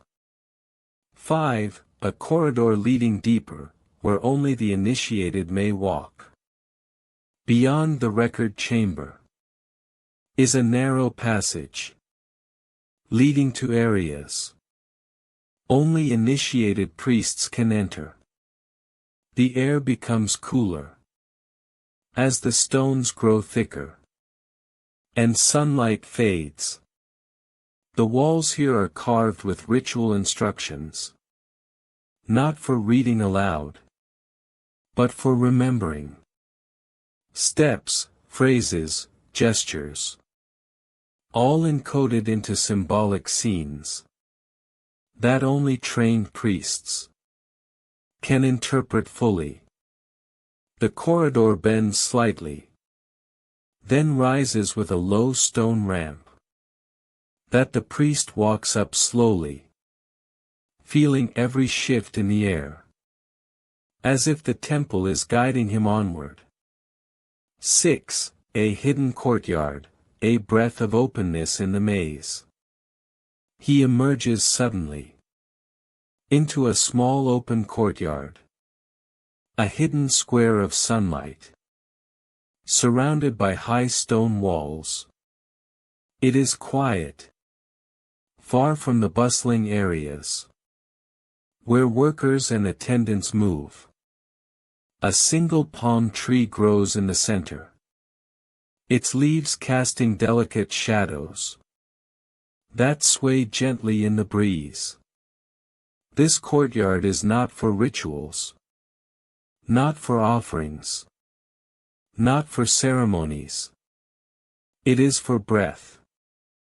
Priests come here when they need a moment of stillness, a pause between the sacred duties that fill their day. The priest steps beneath the shade, inhales deeply, and lets his shoulders relax. Here, the temple is neither grand nor intimidating. It is simply peaceful. A place where stone meets sky, and silence becomes a companion. 7. The priest reflects, a moment of clarity in the hidden heart. These hidden parts of the temple remind him of the unseen currents that keep everything balanced. Hallways no tourists see. Rooms no outsiders imagine. Corridors known only to those who walk them every single day. With quiet dedication, he thinks of how much of temple life exists behind the scenes, like the backstage of a sacred performance that never ends. And he feels what he always feels in this part of the temple, a sense that he belongs to something far larger than himself. He places a hand gently on the stone wall, feeling its coolness, its solidity, its ancient patience. Then he steps forward again, ready to enter even deeper spaces, toward the next part of the story. Chapter 3, Part 3.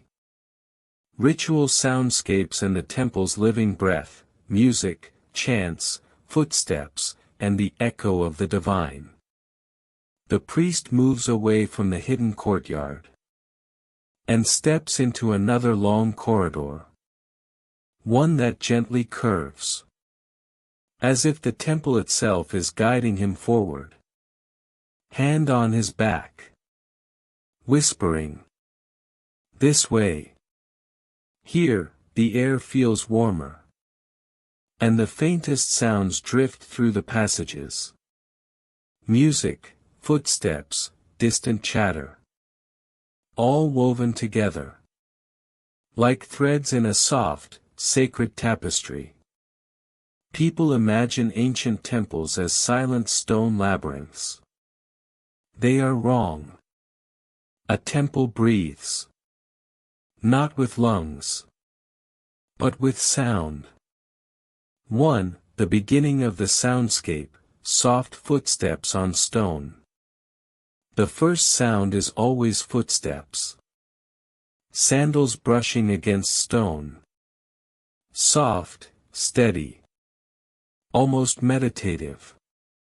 Priests, attendants, workers, all moving with the quiet rhythm that temple life slowly teaches them. No one rushes here. Running is forbidden unless something is on fire. And even then, you run politely. The priest's own footsteps echo lightly, bouncing off the tightly carved walls, like gentle ripples in a pond. He knows the sound so well that he could identify a novice just by how loudly they walk. Too loud, always too loud. 2. The distant chants, voices that rise and fold like waves. As he approaches a prayer hall, the deep, melodic chant of morning hymns filters through the doorway. The voices rise, hold, and fall. A sound shaped not just by technique, but by stone itself. Temples were engineered To make voices bloom like lotus flowers. The chant is slow, each syllable stretched like a long thread, pulled gently from a spool. Even though he has heard these hymns thousands of times, the priest still feels a small, familiar shiver run down his spine. Not fear, recognition. As if the sound is something ancient, calling gently to something equally ancient. Inside him. 3. Instruments in the distance, the music of ritual time. Farther along, he hears the faint clinking of sistrums. Ritual rattles shaped like small, elegant frames, with metal rods crossing the top. The sound is soft but crisp, like sunlight tinkling through silver. Sistrums are sacred instruments of Hathor, goddess of joy, music, and beauty. Their sound was believed to refresh the gods, to awaken joy, and to chase away the heavy shadows that sometimes settle in sacred spaces. A musician is practicing, likely preparing for a festival, or perhaps simply keeping the rhythm alive. Nearby, a drum taps slowly. Not a dramatic battle drum, but a gentle heartbeat rhythm. The kind that feels more like breathing than music. It is impossible not to fall into its slow, drowsy pace. 4. Whispered conversations, not gossip, just sort of. The priest passes 2 junior attendants, speaking in hushed tones. Not gossip. Priests officially do not gossip. They are simply sharing crucial information in a low voice to maintain temple serenity. According to temple rules, that is the official explanation. Unofficially, someone misplaced a ceremonial ladle, and everyone is trying to figure out who last used it. The priest smiles. Some sounds never change in any century. 5. The sacred breeze, when air itself carries meaning. Suddenly, a breeze flows through a small opening high above. It moves across the hall like a whispered message, stirring dust, incense smoke, and something less tangible. A feeling like cool fingers brushing gently across the skin. Egyptians believed that breezes inside temples could be signs of divine presence. A god passing through. A blessing carried by air. Our priest pauses. Not because he truly believes a god brushed by his shoulder, but because the moment feels strangely alive. The breeze fades. The hall returns to stillness. But something inside him feels clearer, lighter. 6. The music of work, quiet, human, sacred. In the next courtyard, he hears the gentle clatter of pottery as workers carry trays for offerings.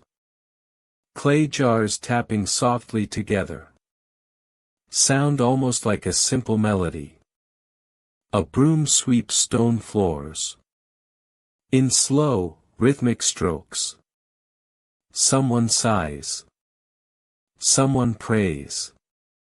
Someone hums under their breath. And all of it becomes part of the temple's living soundscape. This place isn't a silent monument. It is a world. Held together. By soft, continuous noise. That never breaks the peace. Only deepens it.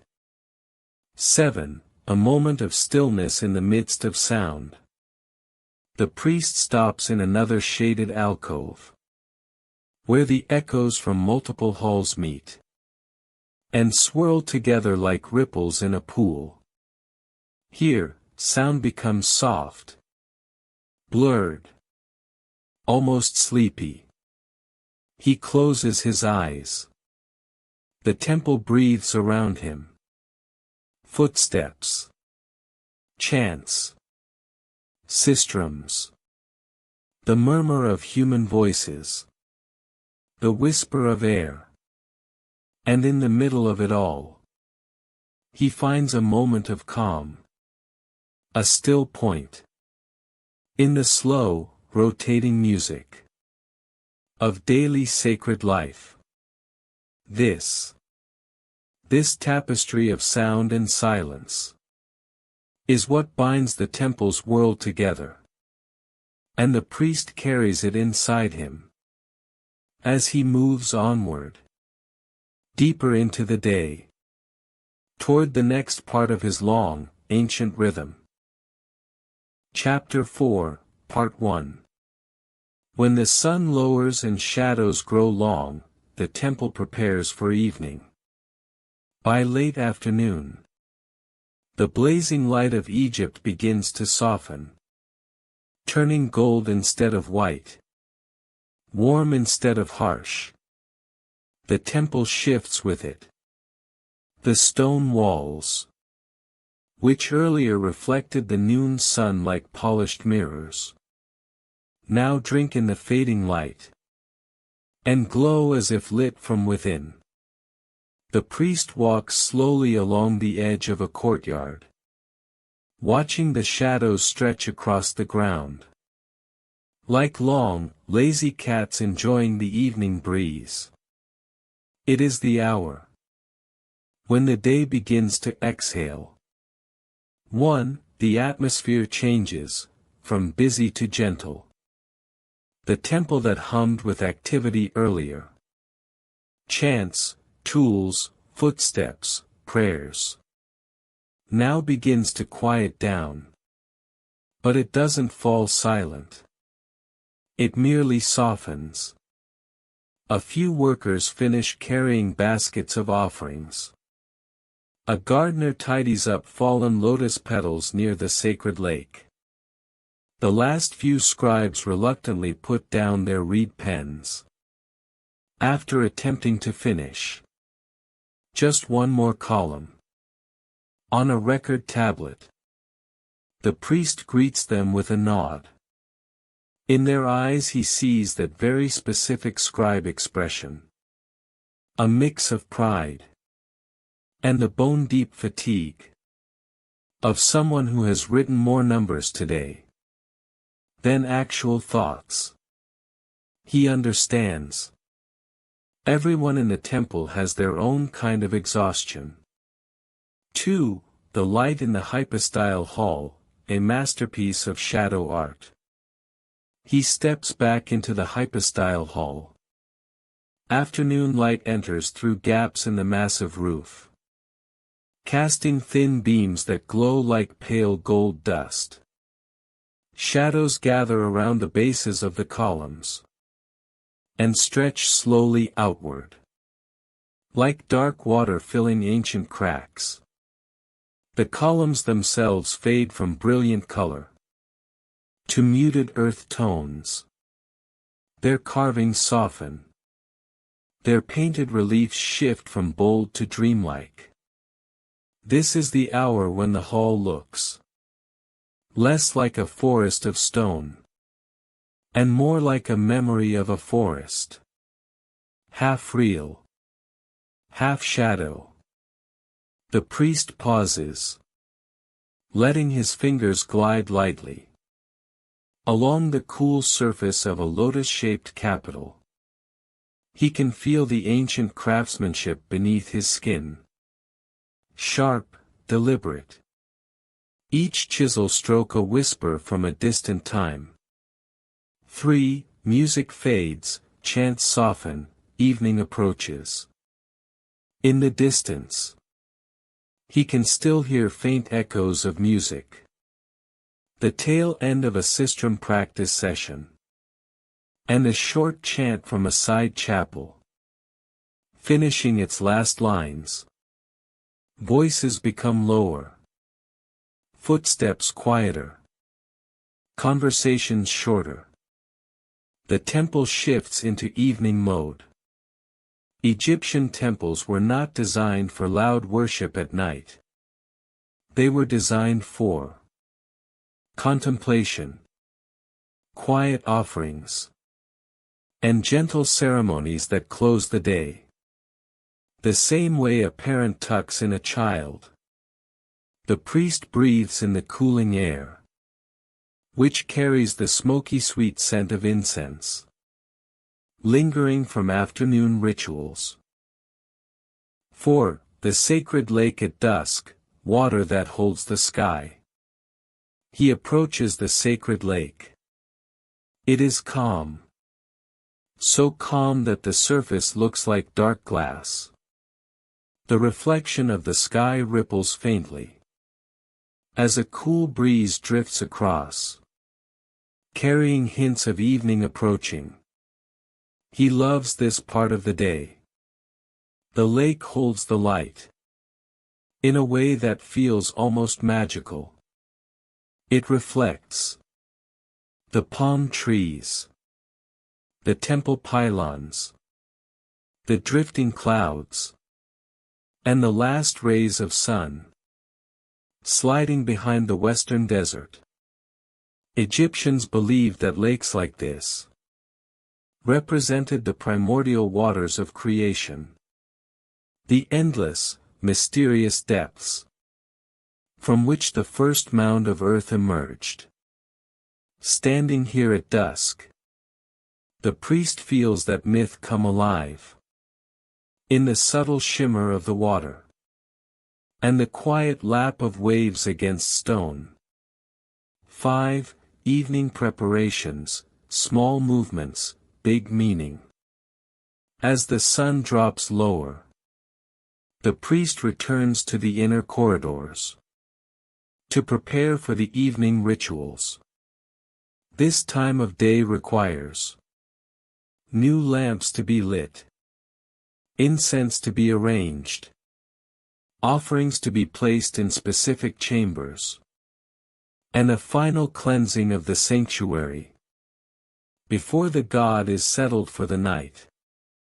None of the tasks are dramatic. If temple duties were a performance, evening rituals would be the soft closing scene. Simple, gentle, but essential. The priest adjusts his linen robe, glances at the flickering shadows on the walls, and begins walking toward the sanctuary with a measured calm that comes from years of moving through sacred space. Even the dust in the air seems to float more slowly, as if the temple itself is preparing for rest. 6. A moment of appreciation, the temple at its most beautiful. Before he reaches the sanctuary, the priest stops in a doorway, just to look back. The temple behind him is bathed in gold and blue, sunset spilling across ancient stone, like a blessing made of light. He has seen this view thousands of times, but it never loses its quiet power. There's something about evening light that makes every carving softer, every shadow deeper, and every column hum with a silent kind of wisdom. Some priests say, the gods love this hour best. When the heat fades, the air cools, And the temple glows with gentle fire. The priest doesn't know if that's true, but he believes it might be. 7. And so the evening begins. He turns away from the view, feeling the shift from admiration back into duty. Evening rituals await. Offerings must be prepared. The divine statue must be tended. The temple must be calmed. As the world transitions from day into night, he takes a steady breath. Slow, grounding, as if drawing strength from the stone around him. Then he steps into the dim corridor, where the last light of day follows him gently, before dissolving into shadow. The evening chapter of temple life is about to unfold. Chapter 4, Part 2. Lighting the evening lamps, ritual stillness, flame, and the slow descent of night. The priest enters the long corridor leading toward the sanctuary. And the air immediately shifts. Cooler, darker, and infused with that familiar quiet that belongs only to evening rituals. If morning is the time of awakening the god, evening is the time of guiding the temple gently into rest. Not sleep, because gods don't sleep, but a kind of divine stillness. And the first step of that stillness is the lighting of the lamps. 1. The lamp room, where fire sleeps until called. He steps into a small side chamber, lit only by the fading daylight filtering through cracks in the stone. This is the lamp room, a place few people outside the priesthood even know exists. Shelves line the walls, holding dozens of small clay lamps, arranged with the obsessive neatness only a priest with decades of experience can maintain. Each lamp has a wick made of twisted linen, a belly filled with oil, and a tiny spout waiting for flame. The room smells faintly of oil. Rich, warm, slightly metallic. Like sunlight trapped in liquid form. Lighting these lamps is not just practical. It is symbolic. Fire marks the transition from the world of humans to the world of gods. 2. The oil of evening, thick, slow, sacred. The priest chooses a jar of evening oil, made from a mixture of sesame and morina, with just enough fragrance to honor the divine, without overpowering the senses. He pours slowly, steady-handed, watching the oil fill each lamp in quiet ripples. This is not a task to rush. Ritual requires unhurried hands, the kind of movements that tell the universe everything is under control. If the morning rituals affirm order, the evening rituals restore it. Even the lamp oil understands this, settling calmly into each clay bowl, as if preparing for a night of sacred responsibility. 3. Flame, the smallest light with the greatest meaning. The priest takes the fire stick, lights the first lamp, and watches as the wick catches. With a soft waft. The flame is small, gentle, almost shy at first. But in a temple, even a small flame is a declaration of continuity. A reminder that the gods are present. That the world still holds balance. That darkness is not a threat, but a companion to light. He lights lamp after lamp, moving with the slow grace of someone who has performed this ritual more times than he can count. These flames will illuminate the corridors, the offering chambers, the sanctuary's outer rooms, and the pathways leading to the divine statue. They turn shadowed stone into glowing bronze. 4. The Hall of Lamps, a soft constellation indoors. Once the lamps are lit, the priest carries a tray of them into a small hall, designed specifically to amplify their light. He sets each lamp on raised stands along the wall. One by one, the soft orange glow expands, reflecting off polished stone, and casting gentle halos of light onto the carved reliefs. Figures of gods seem to shimmer. Scenes of myth appear to breathe. Hieroglyphs glow like ancient constellations, written in flame. In the morning, the temple belongs to sunlight. At night, it belongs to fire. 5. Preparing the sanctuary for the evening ritual. Before the priest enters the sanctuary, there are steps he must follow. He washes his hands in a small basin of purified water. He breathes deeply to clear away the noise of the day. He recites a quiet invocation, asking for steady hands, a calm heart, and a clear mind.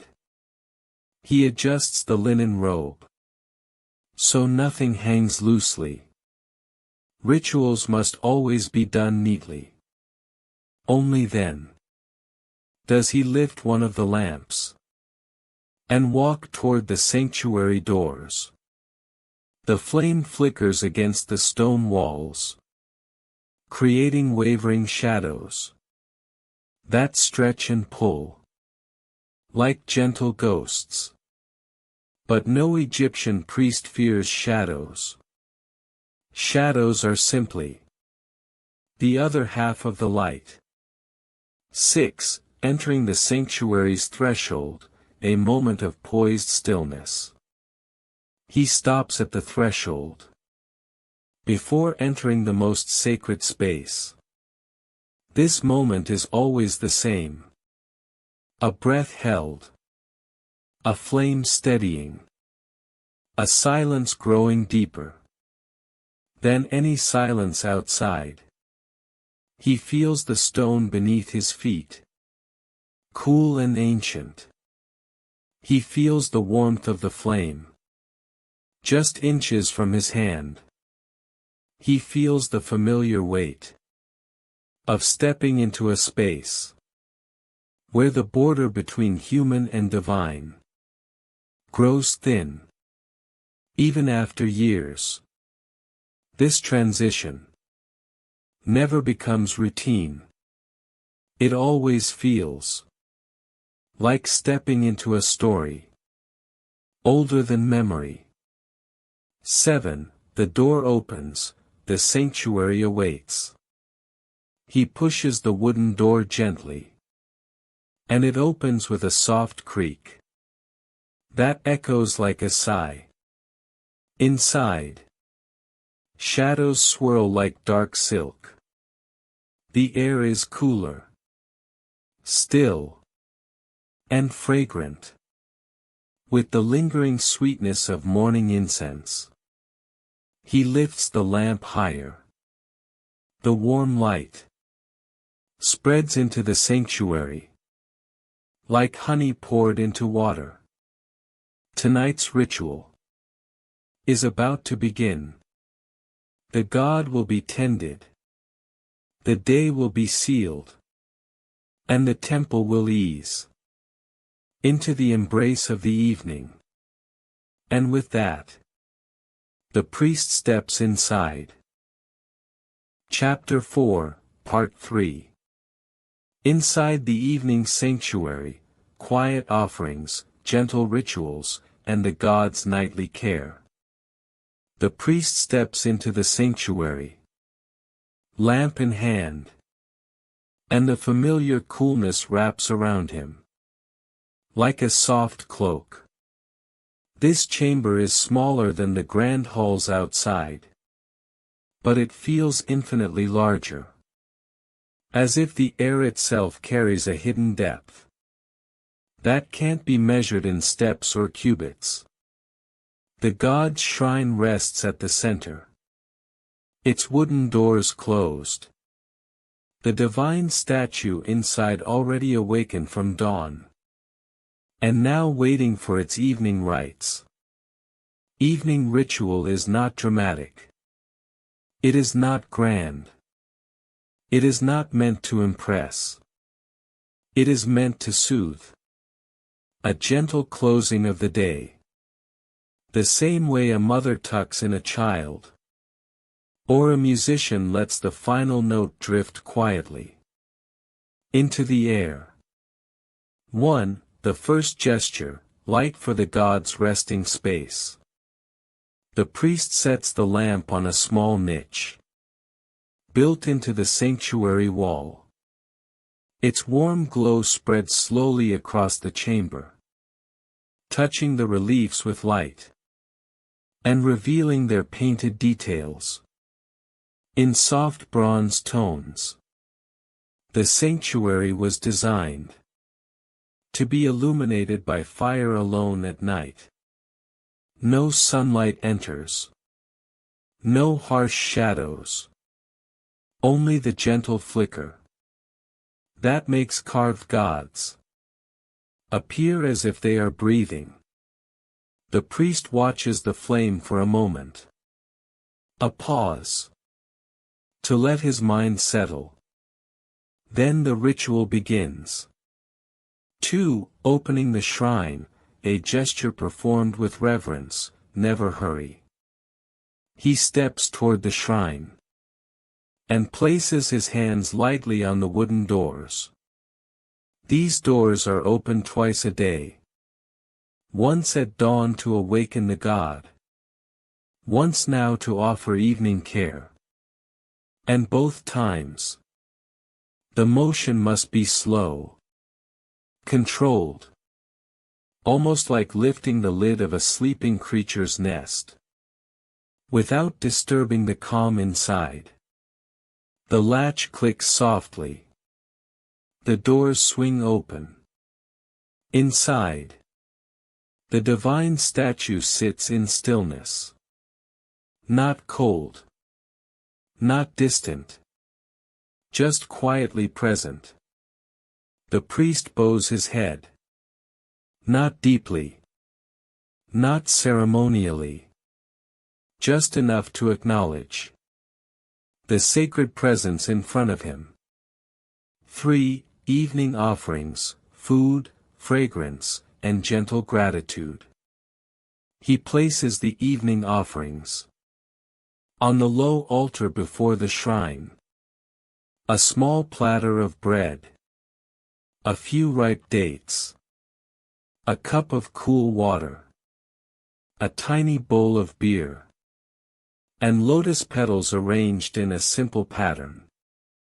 These offerings are modest compared to the elaborate morning feast, but they are symbolic.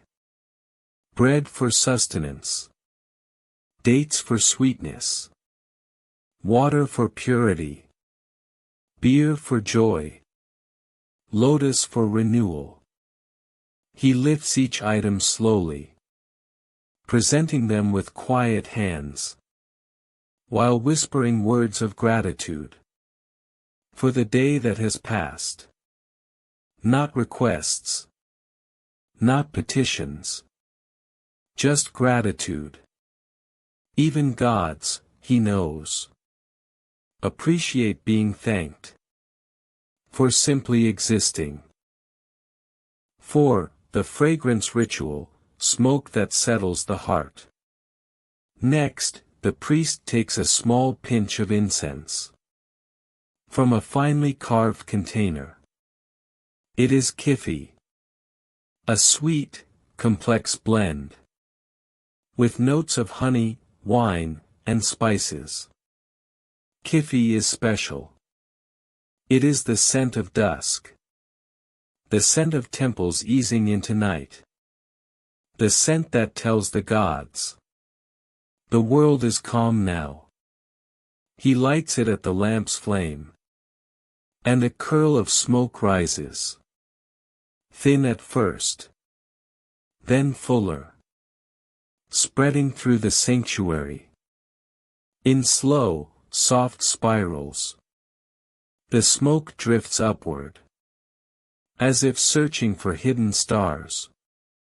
In the dark roof above, the priest breathes it in, letting the sweetness settle into his chest.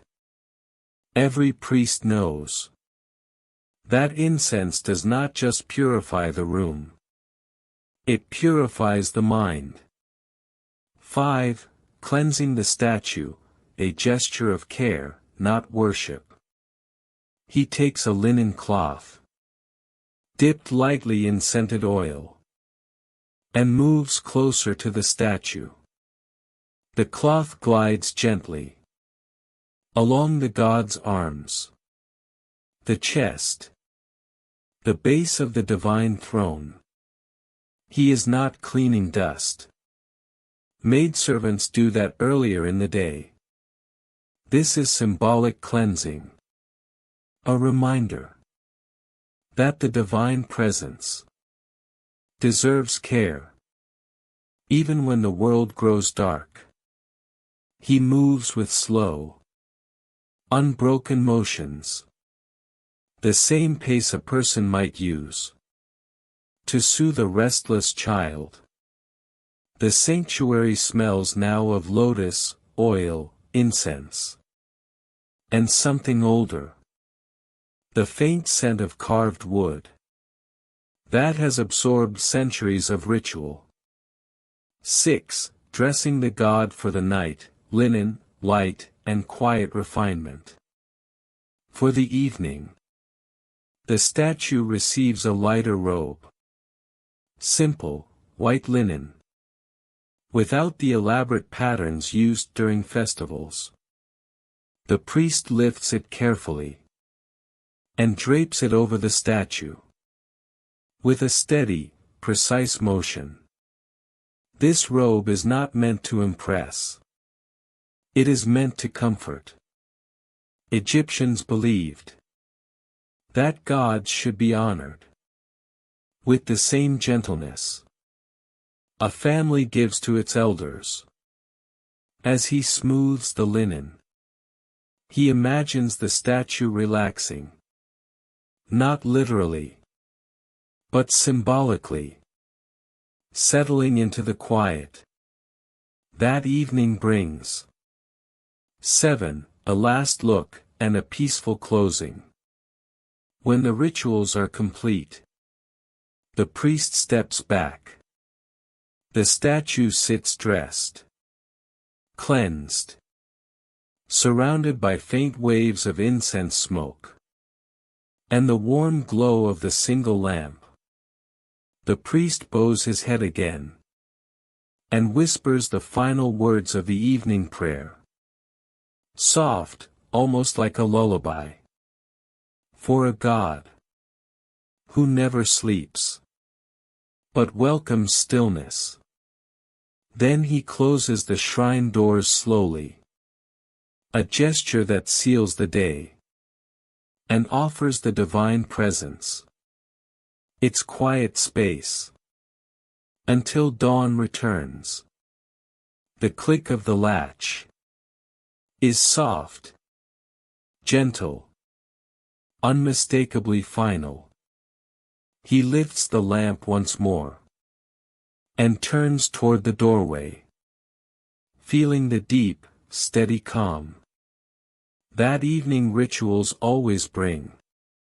The sanctuary behind him glows faintly in the lamplight, holding its silence like a precious treasure.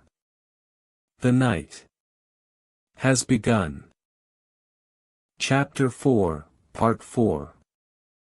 The temple after sunset, night workers, sacred animals, and the quiet machinery that never sleeps. After leaving the sanctuary, lamp in hand, the priest walks deeper into the dim corridors. As dusk finally slips into night, outside the thick stone walls, the world is cooling, darkening, quieting. But inside the temple, certain rhythms continue. Soft, slow, steady as a heartbeat. The day's loudest duties are complete. But the temple never truly sleeps. Someone always tends the flame. Someone always listens for footsteps. Someone always watches.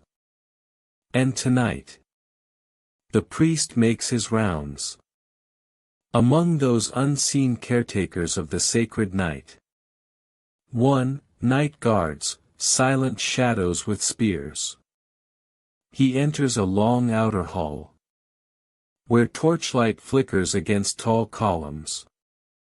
Here stand the night guards. Stern, quiet men holding spears, and wearing expressions somewhere between alertness and the deep regret of choosing a profession that requires staying awake until dawn. They bow lightly as the priest passes. Guards in a temple are not merely protectors against thieves. They are guardians of ritual purity, keeping unauthorized people, and occasionally unauthorized goats, out of sacred spaces. Their boots are dusty, their faces tired, but their posture firm. The priest nods in appreciation. He knows their long hours are part of what keeps the temple whole. 2. The lamp keepers, masters of midnight light. In a small chamber nearby, 2 lamp keepers sit cross-legged on a woven mat, surrounded by oil jars, spare wicks, and a careful log, tracking every lamp burning in the temple. Lamp keepers are not glamorous. They do not get public praise. But they are essential. Even one lamp going out unexpectedly can disrupt the symbolic order of the night. One of them greets the priest, eyes slightly glazed from staring at flames for hours. We have topped the lamps in the north wing, honored one. No wicks are misbehaving. The priest hides a smile. Wicks absolutely do misbehave. They smoke, they sputter, they flicker. And occasionally they simply give up on life. But tonight, things are calm. Good work, he replies softly, and moves on. 3. The night scribes, writing the day into memory. Farther down the hall, the priest hears the unmistakable scratch of reed pens on plaster tablets. Night scribes. Because apparently, record keeping is a task that cannot wait for morning. These scribes review daily offerings, grain deliveries, repairs completed, rituals conducted, And any incidents, such as the earlier goat-related door damage, which is now getting its third detailed description. From 3 separate witnesses. The priest enters quietly. The room is lit by 2 lamps that cast a warm glow over stacks of tablets, and a small mountain of discarded reed pens. "Honored priest," one scribe says, looking up with tired pride, "we are documenting today's events for the permanent archives."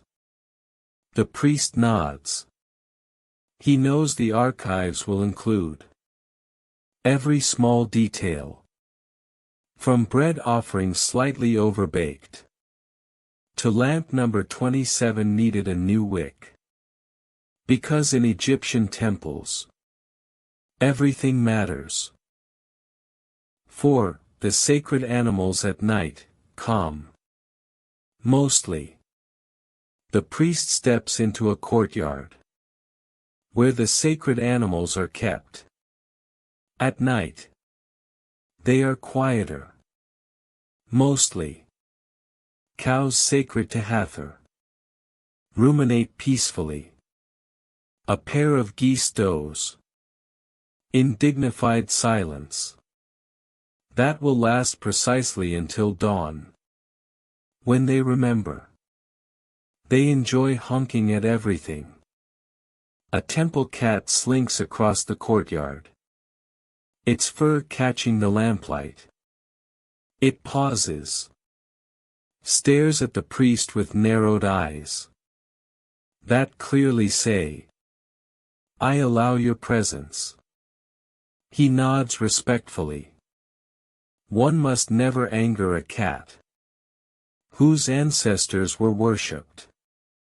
The cat disappears into the shadows in the dramatic fashion only a cat can achieve without effort. 5. Laundry workers and cleaners, the unsung heroes. A little farther in, the priest finds a trio of night workers cleaning the courtyard stones and scrubbing ceremonial vessels. Sacred rituals require spotless surroundings. No dust. No spills. No stray petals. No mysterious smudges. Scribes love documenting mysterious smudges. The laundry workers hang freshly washed linen near a warm wall, where the fabric dries. In the desert breeze, pure linen must be ready for the next day's rituals. One of the workers nods politely. She looks tired, but focused. He gives a small bow in return. Priests know, without these workers, the morning rituals would fall apart immediately. 6. The quiet conversation of corrections. Occasionally the priest stops to speak softly with the workers. A question here. A gentle correction there. Use a thicker wick for that lamp. It will last longer. That basin should be stored in the northern alcove, not the southern. No, that broom is not for outdoor use. It's ritual grade. He never raises his voice. In a temple, corrections must be given gently. The workers listen with respect. Not because he is strict, but because he is calm. Calmness carries authority in sacred places. 7. A temple alive, even in darkness. As he continues through the night halls, the priest realizes once again, that the temple never truly sleeps. It simply changes shape. During the day, it is full of sound and sunlight. At night, it becomes a world of shadow, quiet breath, soft footsteps, and careful maintenance.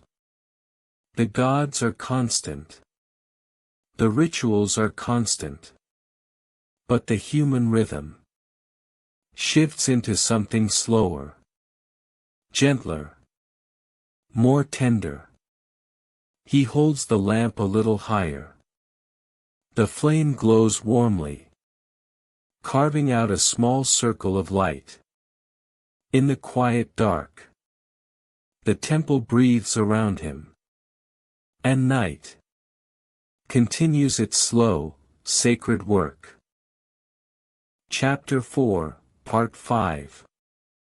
The priest's last rounds, lamps, locking doors, evening prayers, and the quiet descent into night.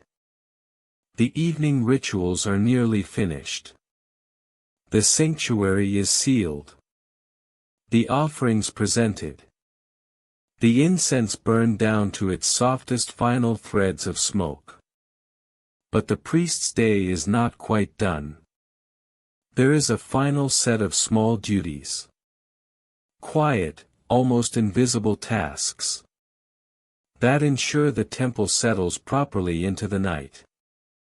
These actions do not have grand names. No festival celebrates them. No carved reliefs depict them. Yet they matter. Because the temple, like a great ship, must be gently secured before darkness fully takes hold. 1. Checking the lamps, the softest light in the deepest shadow. The priest walks slowly from corridor to corridor, checking every lamp with the same practiced care he uses for sacred rituals. He adjusts a wick here, adds a drop of oil there, moves a lamp slightly to keep it away from a draft, and repositions another so its light falls properly on a carved relief. There is nothing dramatic in this work. But without it, the night would unravel. A temple must glow through darkness. Not brightly, not boldly, but steadily, like a constellation carved from flame. He stops at a lamp whose wick is flickering nervously. A restless one, he murmurs softly. With a hint of amusement, he adjusts it gently. The flame steadies. The corridor brightens. Sometimes a tiny correction brings an entire space back into balance. 2. Doors and locks, securing the temple's silence. Next, he inspects the doors. Wooden, bronze-trimmed. Heavy enough to withstand centuries. Most are left slightly open during the day, to allow airflow and movement.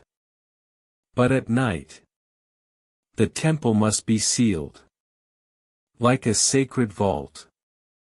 He closes each door slowly, feeling the weight of the wood, hearing the quiet thud echo through the corridors. Some latches slide smoothly. Others complain with soft creaks that sound remarkably like elderly voices. He pats one particularly stubborn door, as if consoling it. It's only for the night. He whispers. The door does not reply, but it behaves. 3. Inspecting the courtyards, where night deepens first. The priest steps outside. into one of the open courtyards. The sky above is now a cool indigo, spilled with stars. Sharp, bright, unbothered by dust or storm. The air holds a slight chill, carrying the smell of cooled stone and distant desert wind. The sacred lake reflects the night sky so perfectly that it looks like another sky beneath his feet. At this hour, the courtyards feel almost unreal. Too big. Too silent.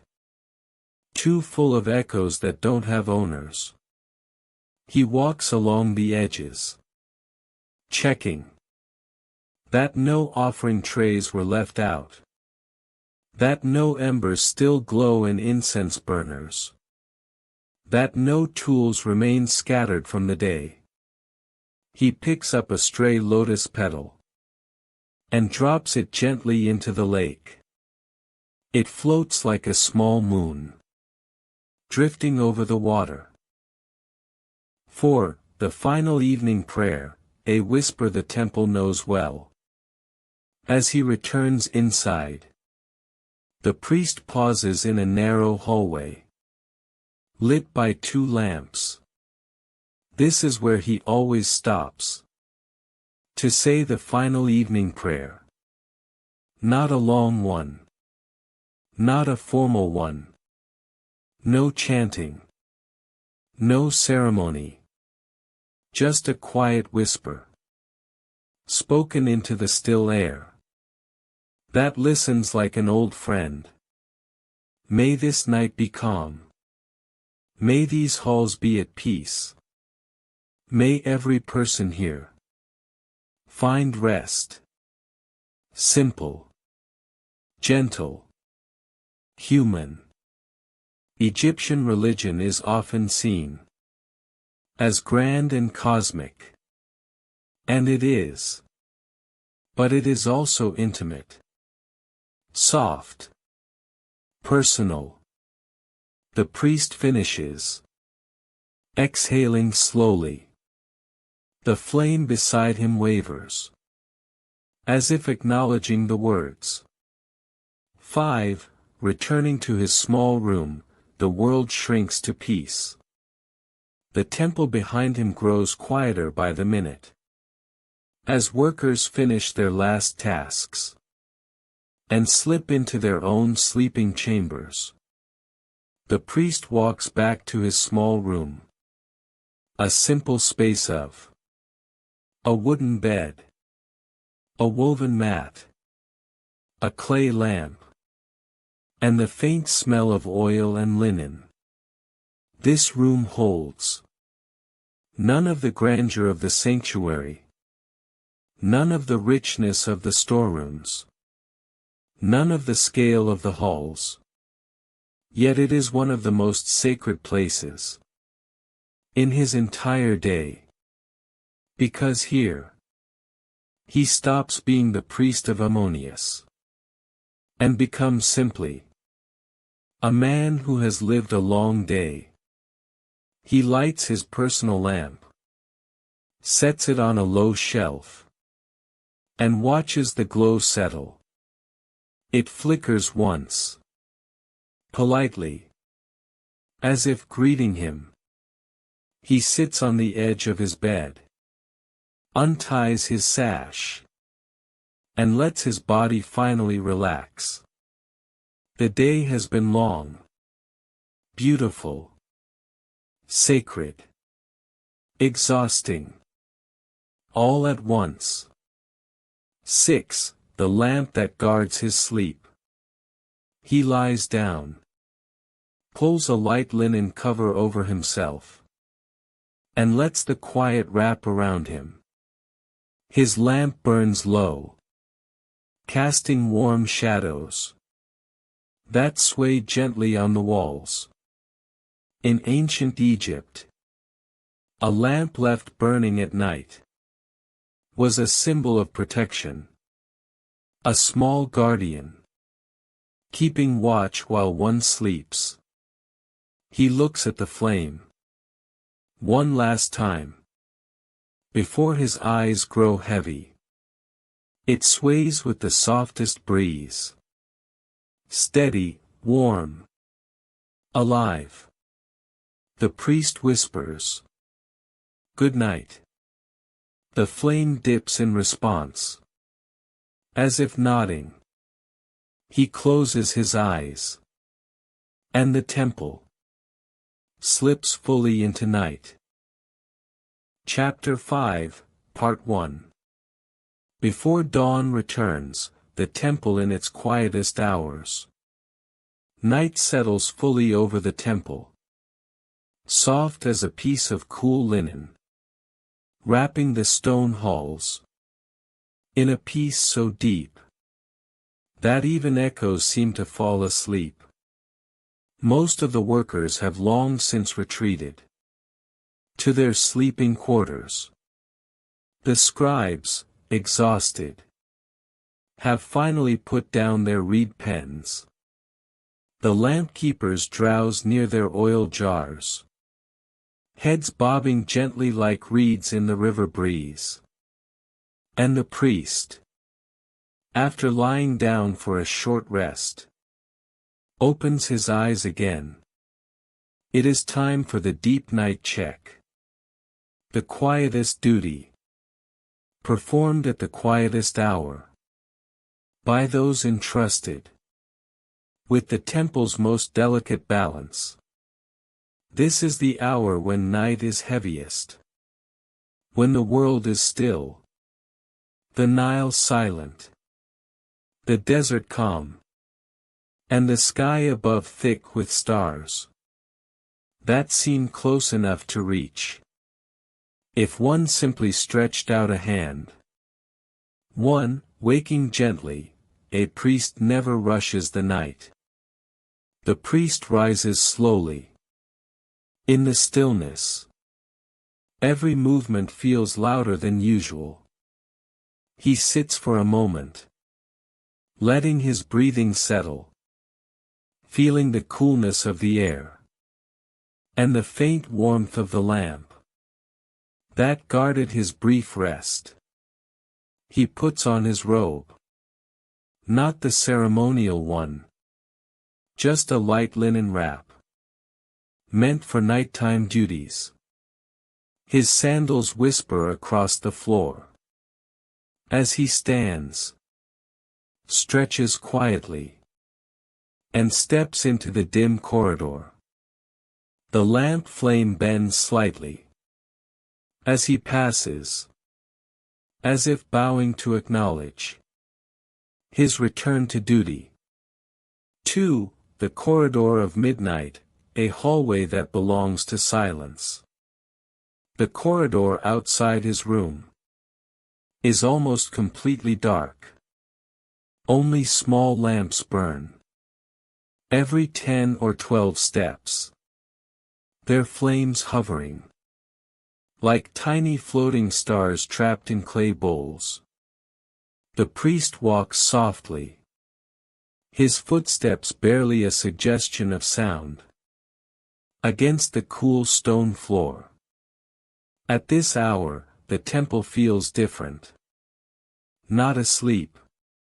Because no temple of Ammonius ever sleeps. But meditative. As if the entire structure has withdrawn into itself. Holding something quietly sacred. In its inner chambers. He breathes in the stillness. The way one inhales incense. Slowly. Reverently. 3. The night guard post, where spears stand taller than men. He rounds a corner. And finds the night guards at their station.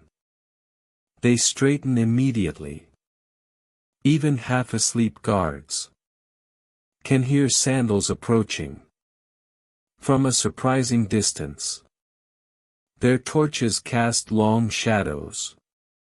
That sway eerily across the walls. making the carved gods look like they're shifting in the flickering light. Peace in the night. The priest whispers. Peace. They reply quietly. Voices low and respectful. He checks on their oil supply, their torches, and the small basin of water, kept nearby for ritual purity. Everything is in order. The guards resume their silent vigil. Part protector, part decoration, part reminder that not even the quietest hour is without watchful eyes. 4. The temple's breathing spaces, courtyards under the stars. The priest steps outside into an open courtyard. The night air is crisp and almost shockingly cool after the day's heat. Above him, the stars burn bright and steady, their reflections shimmering faintly. In the sacred lake, the water lies perfectly still, so still that even the slightest ripple seems like a secret. He walks slowly along the edge of the courtyard, listening. No scribe scratching, no workers sweeping, no animals stirring, not even a breeze. Just silence, deep enough to feel like a presence of its own. This is his favorite moment of the entire day.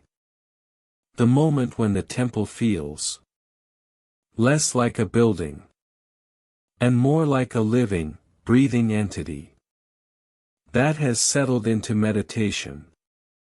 5. A check on the sanctuary doors, ensuring the sacred rest. He heads toward the sanctuary. No one enters at this hour. But part of his duty is to ensure the doors remain sealed, the lamps outside them steady, and the air around them calm. He touches the door gently. It is cool to the touch, a stark contrast to the warm wood he felt earlier at sunset. The lamps burn quietly around it, for flames arranged symmetrically, their soft glow brushing the walls like strokes of gold paint. The priest bows his head and whispers a single line from the night hymn. May your resting be steady as the stars above. There is no answer, but the stillness feels deeper. The temple listening without needing to speak. 6. Returning through the shadows, a path he knows by heart. He turns away and begins walking back through the long corridor of shadows. He does not need a lamp. He knows every pillar, every turn, every tiny dip in the floor, as well as he knows the lines on his own hands. This is his world. This temple, with its stone lungs and echoing heart, has been his companion for decades. In the deep night, he feels that companionship most strongly. There is no crowd, no ceremony, no noise. Just him and the quiet presence of the divine. 7. A pause before rest. The night is not yet over. He returns to his small room, but does not lie down immediately. He sits on the edge of his bed, hands in his lap, listening to the distant hum of the temple, so faint it's more felt than heard. Dawn is still hours away. The temple's deepest quiet will continue a little longer. He takes a slow breath and lets his shoulders settle. The night is not finished, and neither is he. Chapter 5, Part 2. The temple before dawn, final night rounds, sacred stillness, and the first stirring of light. The priest rises once again from his brief moment of sitting still. Night is deepening into its final hours. That quiet stretch of time when darkness feels settled, comfortable, as if it has found its rightful place between the edges of the world. This is the last round, before the slow unwinding of dawn begins. The priest ties his sash, lights a small handheld lamp, and steps out into the hallway, where only the softest flickers of light remain. The air feels cooler now, almost cold, carrying a faint whisper of the approaching morning. Yet the temple remains in its heavy, blissful silence. 1. The long northern hall, where only lamps keep watch. He begins by visiting the long northern corridor. A passage so quiet, it almost feels like it belongs to a different world entirely. Tall columns stand like silhouettes, their carved surfaces touched only by soft, pale lamplight. Most of the temple's activity happens elsewhere. This hall exists purely as a transitional passage between deeper chambers. At night, it becomes a place where silence collects like dew. The priest adjusts a lamp, straightens a wick that has curled, and listens to the faint sound of the flame settling itself. Even the lamps seem to whisper at this hour. 2. The storage vaults, shadows with secrets. Next, he moves toward the storage vaults. Not the treasure chambers. Those remain sealed until morning. But the everyday storerooms, where baskets, linens, and tools wait in patient darkness. He enters one room, and the smell of woven reeds, clay jars, and old wood rises gently, as if welcoming him. These rooms are not frightening.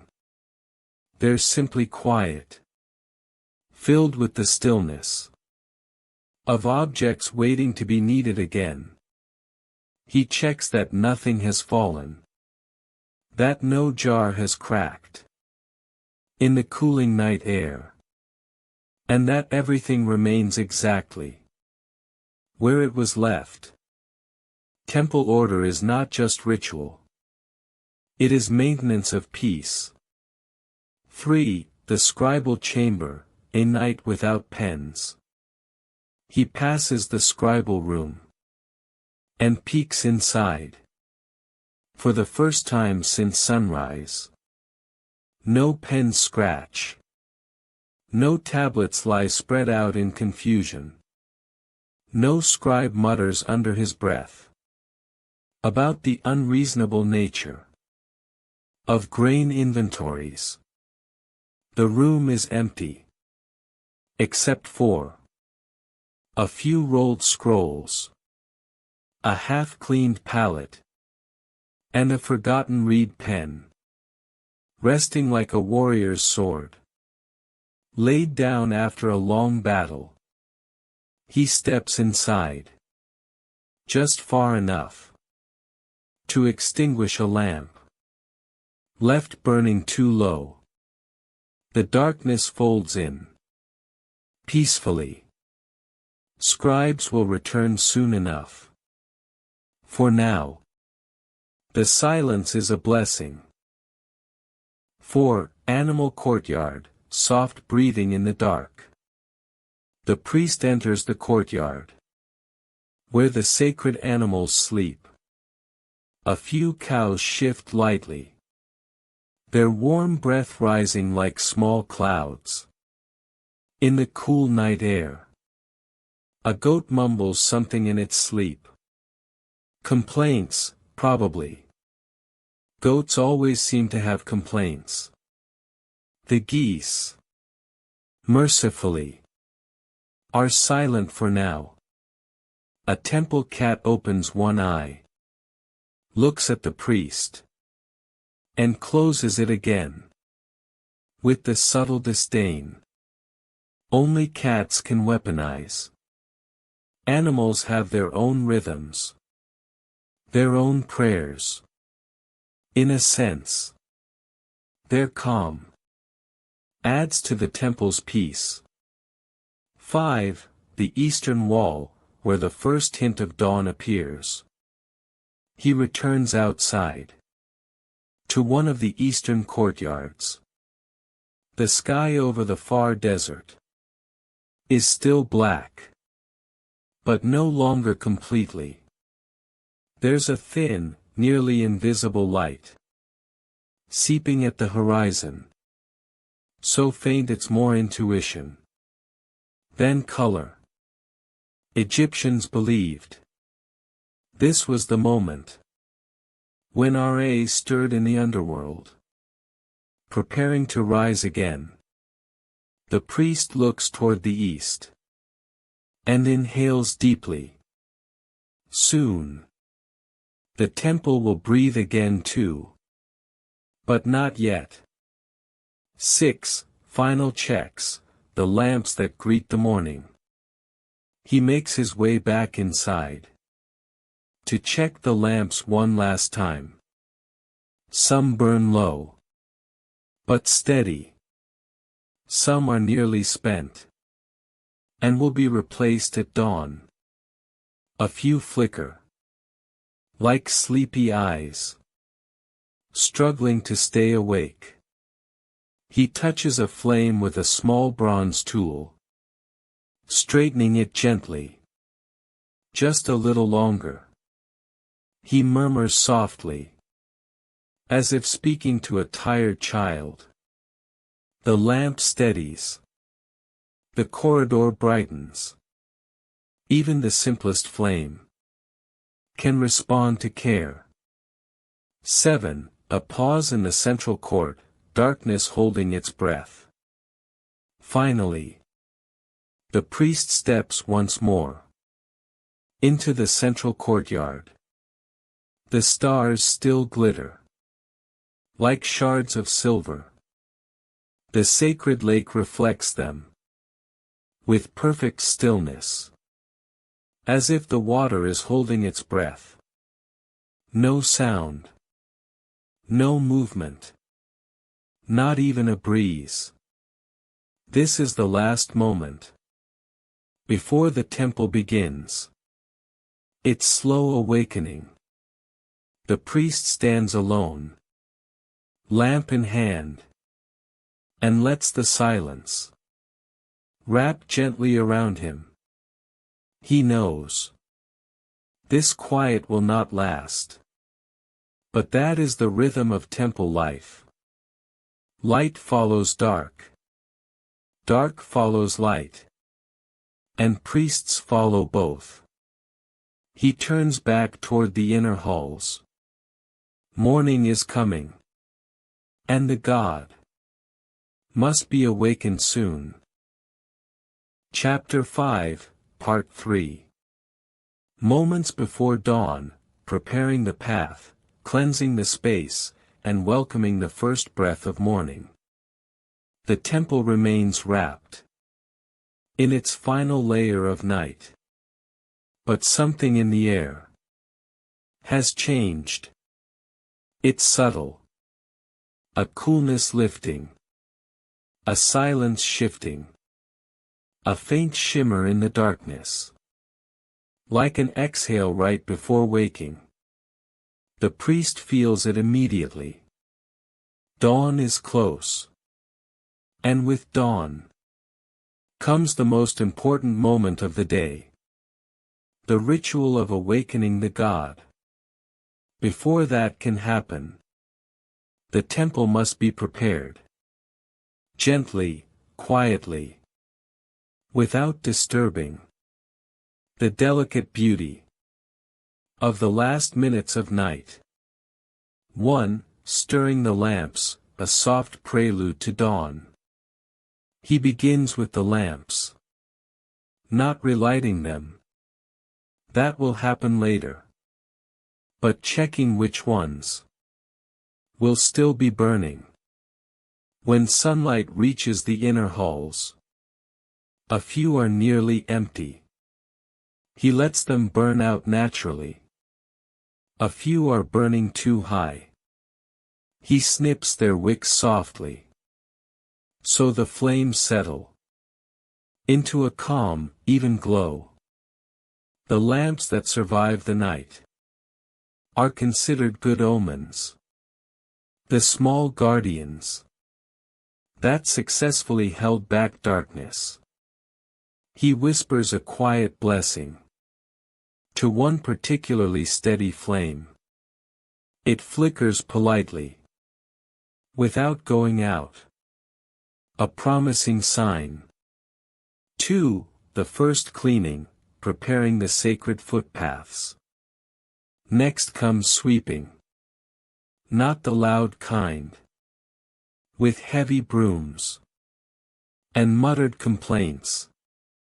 This sweeping is more like brushing away dreams. The priest takes a small reed brush and walks the main corridor leading to the sanctuary. He sweeps slowly, gently, removing the tiny grains of sand that drift in during the night. Every pass of the brush whispers softly across the floor. Sand is not dirt. In Egypt, it is simply part of life. But pathways to the god must always be clean. He gathers the sand into a small clay bowl and places it aside to be returned to the outer courtyard later.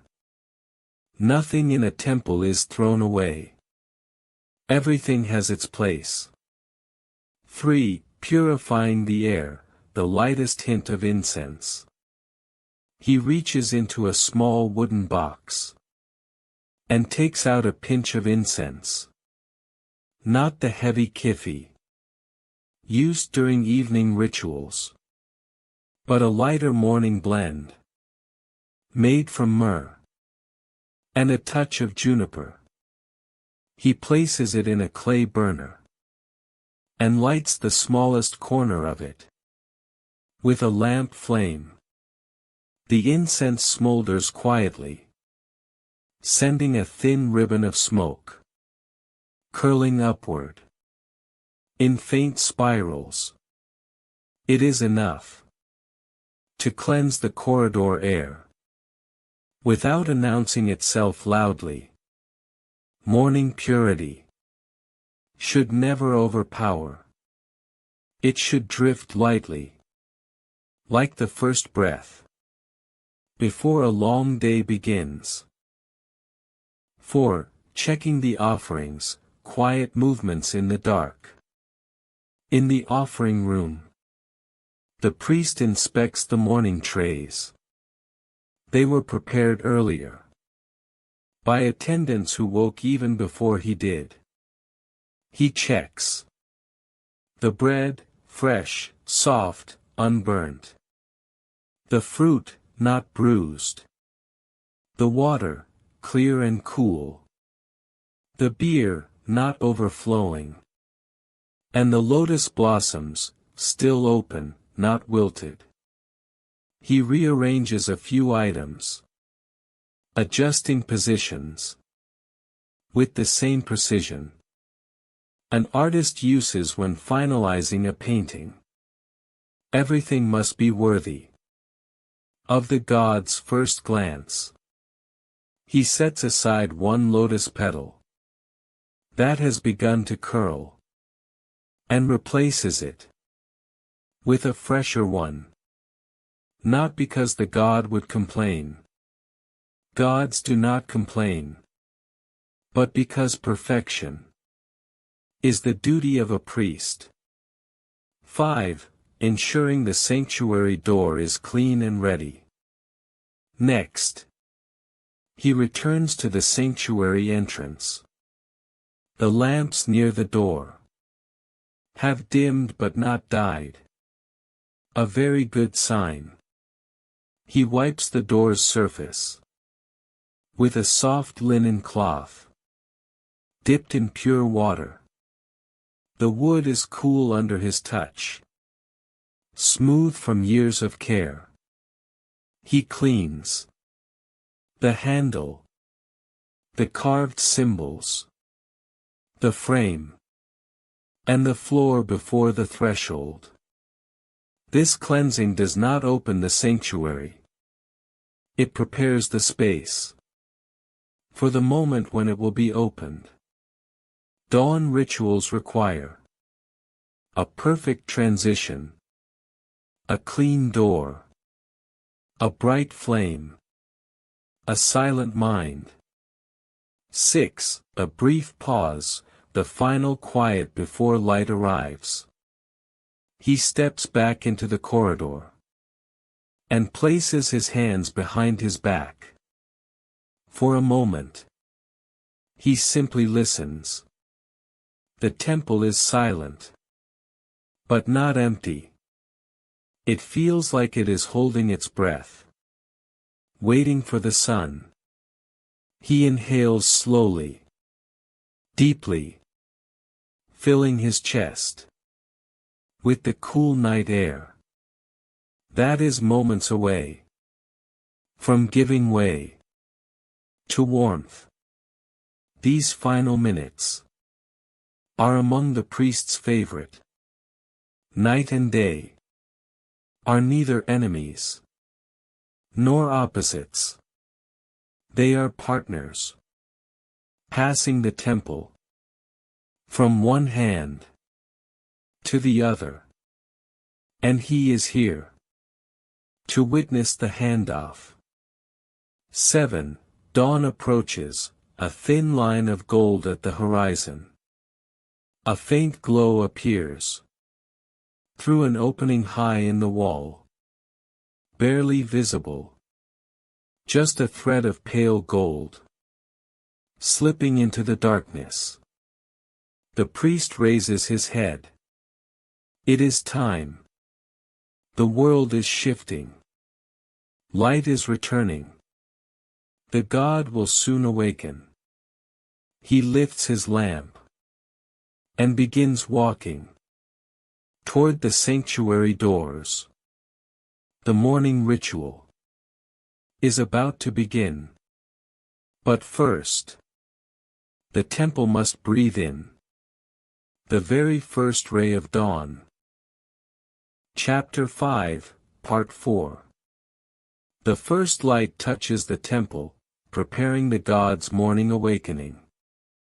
Dawn has not yet broken, but it is close enough that the darkness feels thinner. A kind of deep indigo, softened at its edges by the promise of gold. The priest walks steadily toward the sanctuary, his small lamp casting a warm oval of light that wavers gently with each step. Morning ritual is the most important of the day. It requires precision, purity, and calm. And right now, the temple holds its breath, waiting for him to begin. 1. The dawn breeze, the temple's first whisper of day. A faint breeze slips in through the highest openings in the wall. Cool, fresh, carrying the earliest scent of sunrise. It brings with it desert chill, hints of blooming lotus, and the distant smell of wet earth. From the sacred lake, the breeze brushes past the priest's robe, and flickers his lamp flame, as if saying, "Morning is coming. Prepare." He nods softly. He has felt this breeze hundreds of times. It never feels ordinary. 2. Lighting the morning lamps, fire that welcomes the sun.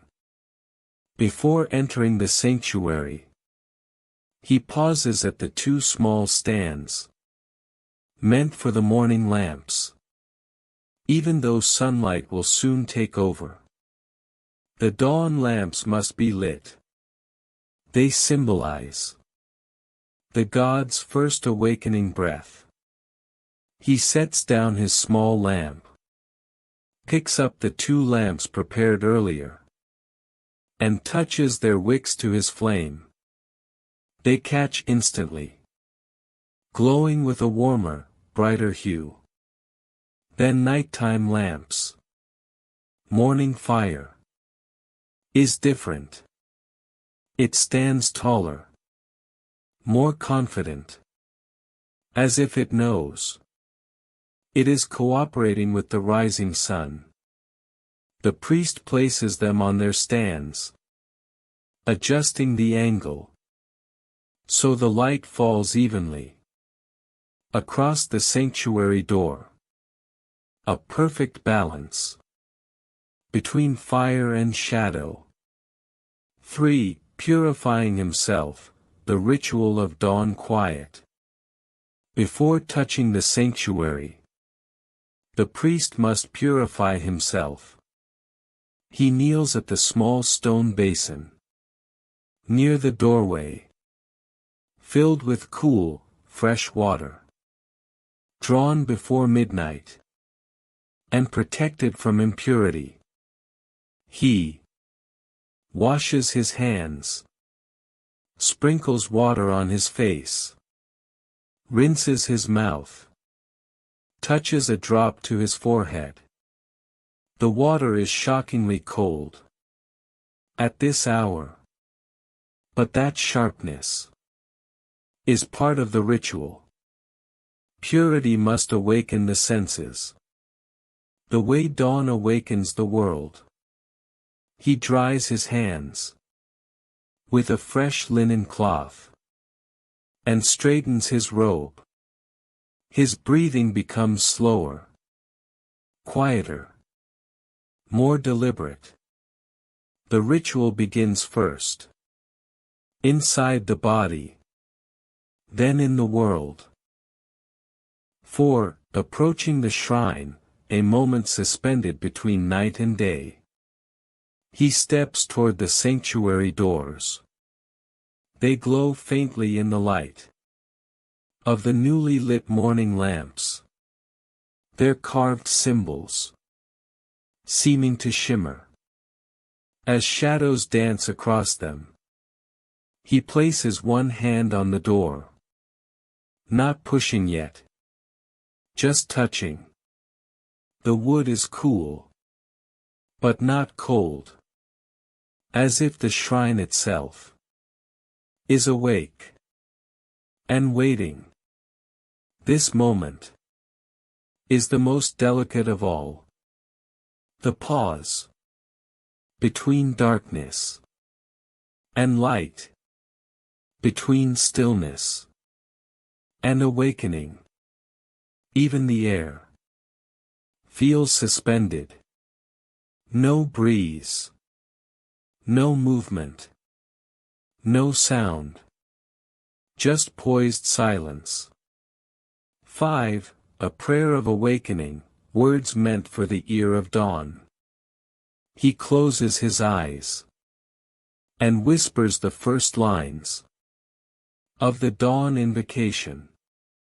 The words are ancient, older than most temples, older than many dynasties. They speak of renewal, rising light, the gods' daily rebirth, and the unbroken cycle that binds humans to the divine. His voice is soft, steady, barely above a whisper. It is not meant to be heard loudly. It is meant to guide the first breath of day into sacred space. As he speaks, he imagines the sun god Ra rising on the eastern horizon, his golden bark cutting through the night sky as it prepares to climb into the world again. The priest's words meet that rising light in spirit, symbolism, and tradition. 6. The door under his hand, slowly warming with light. As the final line of the invocation fades, he feels a shift.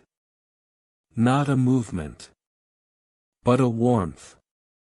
The sanctuary door is no longer cool. The first ray of dawn has touched the outer wall and is beginning to seep inward, glancing softly against the wood beneath his fingers. It is time. The god is ready to awaken. 7. Preparing to open the sanctuary, the world begins to glow. He steps back, lifts the 2 morning lamps slightly, and positions them perfectly, their flames illuminating the carved edges of the sanctuary frame. The glow spreads gently across the stone floor.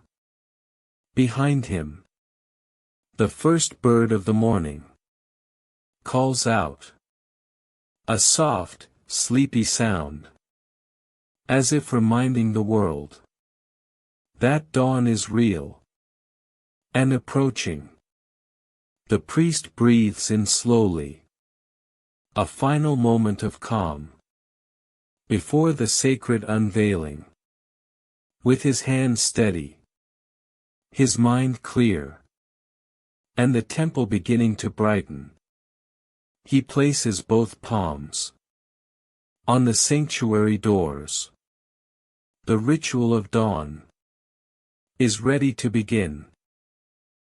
Chapter 5, Part 5. The god awakens, dawn rituals, sacred rebirth, and the priest's final act of the day. The first light of morning finally reaches the temple. It does not enter quickly. It enters gently. A single thread of gold, slipping through a high opening, and settling on the far wall, like the soft touch of something ancient and endlessly patient. The priest feels the shift deep in his chest. This is the moment his entire day has been moving toward. The quiet rebirth that occurs every dawn, inside every temple, of every major god in Egypt. He places both hands on the sanctuary doors, and slowly, with the care of someone opening a cherished memory, he begins to push. 1. Opening the sanctuary, the first light meets the divine. The wooden doors glide open with a soft, low creak that echoes like a sigh from the ancient world. Inside, shadows retreat, As the warm light from the morning lamps spreads across the inner chamber, the divine statue sits in stillness, draped in its evening linen, waiting to be awakened by the first rays of sun. The priest steps inside, his movements quiet, but full of intention. He sets the morning lamps on either side of the shrine, so their glow illuminates the statue's serene face. The moment feels both intimate and immeasurably vast, as if he is not just awakening a god, but awakening the entire world. 2. The Morning Hymn, a psalm older than memory. He begins the hymn of awakening. His voice is low at first, barely louder than breath. The hymn speaks of the rising sun, the triumph of order over chaos, the renewal of life, and the God's role in sustaining the world each day. The priest has chanted these words thousands of times, yet they still feel powerful, like walking the same path every morning, and still finding the sunrise beautiful. The sound fills the sanctuary, without overwhelming it. The acoustics catch his voice, and hold it gently, stretching it into long, soft echoes that glide across the stone walls. It is not performance. It is remembrance. A remembrance shared across generations of priests before him. 3. Removing the night robe, symbolic renewal. After the hymn ends, he reaches for the linen robe draped over the god. It is still cool to the touch from the night air.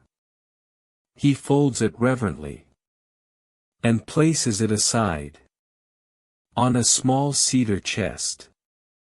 In morning rituals, removing the night robe symbolizes the shedding of darkness, stillness, and the quiet dream state of the previous hours. The god now stands unclothed, not vulnerable, but renewed, as if the divine form has just emerged from the first waters of creation. 4. Cleansing and anointing, purification in morning light. The priest takes a small jar of fragrant lotus oil from a carved niche in the wall. This oil is precious, delicate, cool, and used only at dawn. He dips his fingers lightly and applies the oil to the statue's forehead, shoulders, chest, and hands. Each touch is gentle, unrushed, a small offering of devotion. The scent of lotus fills the sanctuary, fresh, floral, slightly sweet, perfect for the softness of dawn. The priest breathes it in, letting it clear the last traces of sleep from his own mind. 5. Dressing the god in the morning robe. Next, he unwraps the fresh morning robe. White linen, beautifully woven, soft and cool. Morning robes are always simpler than festival garments. Clean, pure, unadorned. He drapes the robe carefully over the statue and smooths the linen until it lies perfectly in place. It is a simple act, but it symbolizes the god's readiness to face the world again, dressed in purity, bathed in early light. The divine presence is restored. 6. Presenting the first fresh offerings of the day. He lifts the morning offering tray and places it before the shrine. The tray includes freshly baked bread, fragrant flowers, cool water, a small dish of fruit, and incense ready to burn. The priest raises his hands in offering and recites the short prayer of morning nourishment. May you rise in strength. May you rise in peace. May you rise in glory. Simple, beautiful, ancient. The offerings are symbolic. The god does not eat them physically, but they represent the world sustaining itself through gratitude. 7. The closing gesture, a new day begins. When the ritual is complete, the priest steps back and bows deeply. The sanctuary glows with the light of dawn. Sunlight now beginning to peek through openings in the outer walls, mixing with the warm lamplight. In a shimmering blend, the divine statue stands, awake, dressed, renewed, ready for the day. The priest slowly closes the shrine doors, not to hide the god, but to protect the sacred presence. Until noon ceremonies, the doors meet with a soft click. A new day has begun. He extinguishes the last of the night lamps, straightens his robe, and steps out into the corridor. Outside, the sun finally rises, flooding the temple with gold. And the priest, who has lived a full day, from dawn to dawn, walks forward into another cycle of duty, wisdom, and quiet devotion. His long day has ended exactly where it began, at the threshold between darkness and light.